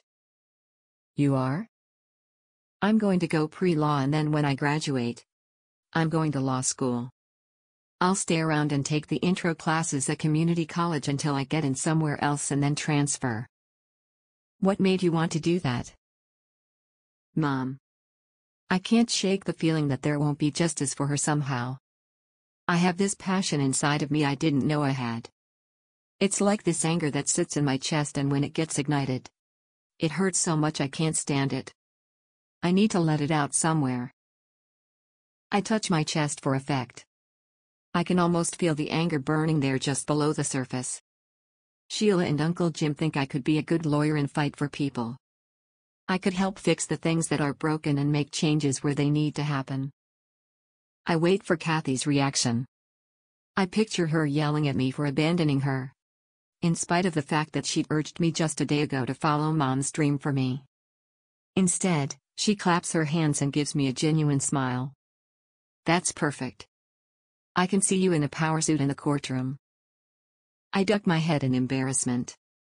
I don't know about that. I don't like talking in front of people. But I want to help, and this seems like a good way to do it. Uncle Jim has already said he'll support it.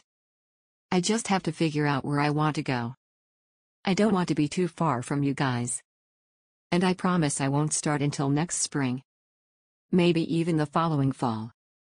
I could save up money to help pay for tuition. Megan, you do know that we have these things called cell phones, right? They exist so people can talk to each other from long distances no matter where they are. Yes, I know that.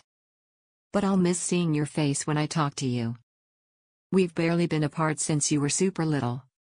And I don't like the idea of leaving you alone. Especially with everything that's going on right now.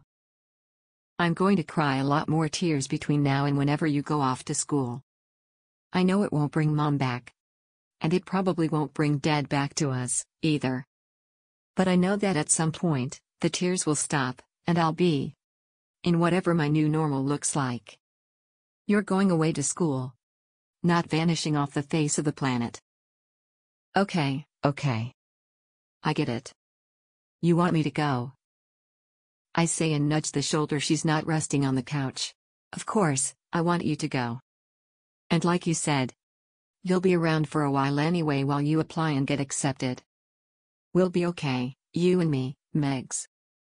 I have to believe we will. If I don't, then the weight of everything is going to crush me. And I don't want to live like that. I wish I had your ability to see a bright future. Despite the gloom of what's going on in your head right now. I have no idea if this plan is even going to work. I could be terrible at it or not even get in. But I feel like I have to try for Mom because she would want me to fight for people who can't fight for themselves. I think you're making the right decision. She leans in close and whispers. So, how are you going to break the news to Dean? Chapter 13. 2 weeks later. I stare at my reflection in the bathroom mirror. It's the first time since Mom's death I've put on makeup, News of her death came and went in the Westby Chronicle. Uncle Jim had helped to craft a brief obituary for her. And we'd held a private service just for family. A chance for us to say goodbye. The police still can't find Dad. He's officially been listed as a person of interest in Mom's death. And a warrant has been issued for his arrest.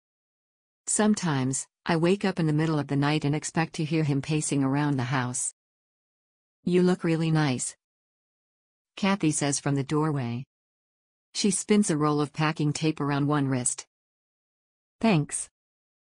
We're packing up the house to move our belongings to Uncle Jim's house permanently. Neither Kathy nor I can stand to be in the house after what happened. You should be getting ready, too," I add as I smooth the front of my graduation dress. The one Mom picked out for me. Kathy smiles at me. "I've got time. Only the graduates have to be there early, remember? I've got tons of time to make myself presentable for the masses." "I think you mean Brady." I snicker. "If he's part of the masses, then I guess so." She answers with an exaggerated hand wave. "You should just tell him you like him." "You didn't seem to have any problem talking to Dean on my behalf," I remind her. "That's because while I was invested in your happiness, I wasn't terrified of talking to him. Brady is a nice guy. You can do it." I reassure her. "So, are you going over with Dean?" She bats her eyelashes at me. And I snort. "Yes. He's picking me up in a little while." My phone skitters across the vanity with an incoming call from Dean. I scoop it up and press it to my ear. "Hey. So, I'm kind of early. But I thought it would be super rude to just honk the horn. So, I'm here whenever you're ready. No rush or anything. Just wanted to let you know I was here." He's cute when he rambles. You could have texted. He gives a single hiccup of nervous laughter. "Maybe I wanted to hear your voice. You've been basically radio silent for weeks, Megan." "I know. And believe me, I understand why. I guess I just wanted to make sure you were doing okay. Can we talk about this on the drive over?" "Totally. See you soon." I hang up just as Uncle Jim's heavy footsteps signal his ascent on the stairs. Following Kathy back to our shared bedroom, I don my graduation gown and tuck the cap under my arm. Kathy drapes my honor roll cords around my neck. "You look really good," she says and gives me a quick hug. The roll of tape momentarily sticking to the hem of the sleeve of the gown. "Thanks." I turn to find Uncle Jim already in a suit. Mine is a tie, and smiling broadly. Forgive me for saying this, but I'm grateful for this moment. I hate what brought us here. But I am grateful for this experience. I'll see you after the ceremony, I say and give him a quick kiss on the cheek before heading down to the front door. I see Dean's car sitting in the driveway. I catch the slight wave of his hand as I close the front door behind me and move down the pavement toward him. My heels click against the hard surface. As I get closer, I see the wide smile plastered on his face. I catch him toss his own graduation cap in the back seat. It makes his eyes light up as I climb into the passenger seat beside him. "Thanks for offering to drive me," I say once I'm belted in and he backs out of the driveway. "Sure thing. I'm glad you called. I was getting worried after you didn't answer any of my texts." His graduation gown hangs from a hook in the back seat. "I just needed a little space and time to sort things out," I answer. "I know. That's what my dad said, too. I'm glad you're not shutting the world out, though. I'm actually planning to go to college. Like a real college and then on to law school." "You're going to be a great lawyer," he says with a firm nod of his head. "Thanks. I'm not sure I'll be any good at it. But I feel like I need to find a way to help people and fight for what's right. Even if it's hard. It scares me to think about it all. But I also know that I'll be honoring my mother by doing it." "That's great. He eases the car to a stop at an intersection and we watch a few of our classmates starting across as the walk signal stops. Can I ask, have they figured anything else out about what happened to her? Yes, you can ask. After all, he was the one who got arrested with me. He defended me to the police. They say that the evidence is inconclusive about who might have done it. They still can't find the murder weapon. And they've issued a warrant for my dad's arrest because they can't find him. But it's being filed under cold cases unless something else happens. Megan, I'm so sorry.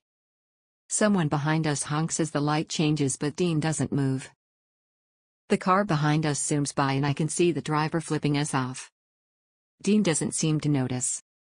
He pulls into the nearest driveway and takes my hand in his. I know it sounds cliché and stupid, but I wish there was something more I could do for you. You defended me to the police. You could have faced serious trouble for what we did. That's enough. And you were there for me when I was ready. He pulls back onto the road and we make our way to the school grounds. I look over a sea of purple and blue caps and gowns descending on the school entrance. I grip my cap tight in my hand. I'm nervous. Anyone who gives you crap has to deal with me, okay? That's really sweet, it is. But it's not the kids I'm worried about. It's the adults. I don't want to see all their sad faces at the girl whose mother just died. Thankfully someone at the Chronicle had decided to keep the fact Mom was murdered out of the press. For now. They won't. They're going to be proud of you for being able to show up and go through the ceremony even though she's not there to cheer you on. And believe me, I'll be cheering the loudest when you walk across that stage today. Thank you. I lean over and kiss him on the lips, catching both of us off guard. I'm not the kind of girl to make the first move. He doesn't back away until I pull back. Sorry, I shouldn't have just sprung that on you. Are you kidding? I've been waiting for weeks for you to do that. I mean, I wasn't opposed to making the first move, but I figured you'd feel more comfortable doing it. A girly giggle escapes before I can stop it. I can't wait to tell Megan that her wish has been fulfilled. And I've kissed a boy before graduation. It seems the kind of thing I'd share with Mom, too. And for a minute, the weight of the fact she is not there to tell keeps me pressed to the seat. The seatbelt chokes me, and I claw at it. Hey, it's okay. Look at me. Dean pulls my focus. I look at him with his kind eyes and soft lips. Just breathe. In and out. Like the 911 dispatcher told me to do. I inhale and exhale to the sound of his voice and the feeling ebbs away. Sorry. It just hit me again. Something else I'll never be able to share with my mom. You would want to share that with her? He blushes bright red. Well, yeah. I mean, she and I had that kind of relationship, I guess. We talked about everything. After a beat, I say, come on, we should get in there. So we aren't late for the ceremony. I don't pay attention to the valedictorian speech. Or the address from the principal about how the class of 2009 is going to be amazing. And do wonderful things. I scan the crowd, my gaze hungry to connect with my sister or Uncle Jim. I finally spot them in the third row center. And the knot of anxiety that is sitting in my stomach unravels. They made it and they are here to support me. I try to focus on the names being called. They're in the B's already. I can't miss my own name being called. I try to look behind me to where Dean sits at the end of the back row. He gives me an encouraging smile. And the boy beside me nudges me to stand up with the rest of the row. I can do this. Then Danielle Coates strides across the stage and gives a wild wave with her diploma in hand as a loud whistle goes up from the crowd.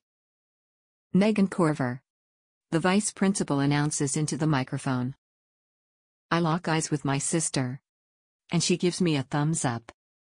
I cross the short distance to accept the diploma. The vice principal clasps my free hand and leans in close. I'm so sorry for your loss, Megan. I force a smile and say, thank you. If only one adult gives me their condolences today, I'll be grateful. I pivot to follow the path back to my seat before the next student is called.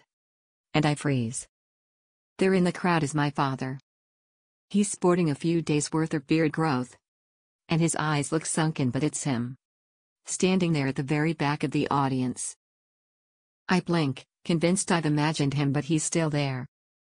No one else seems to pay him any attention, but I can't stop looking at him. Will my sister pick up that I'm staring at him? Will she see him, too? Do I alert the police that he showed up here?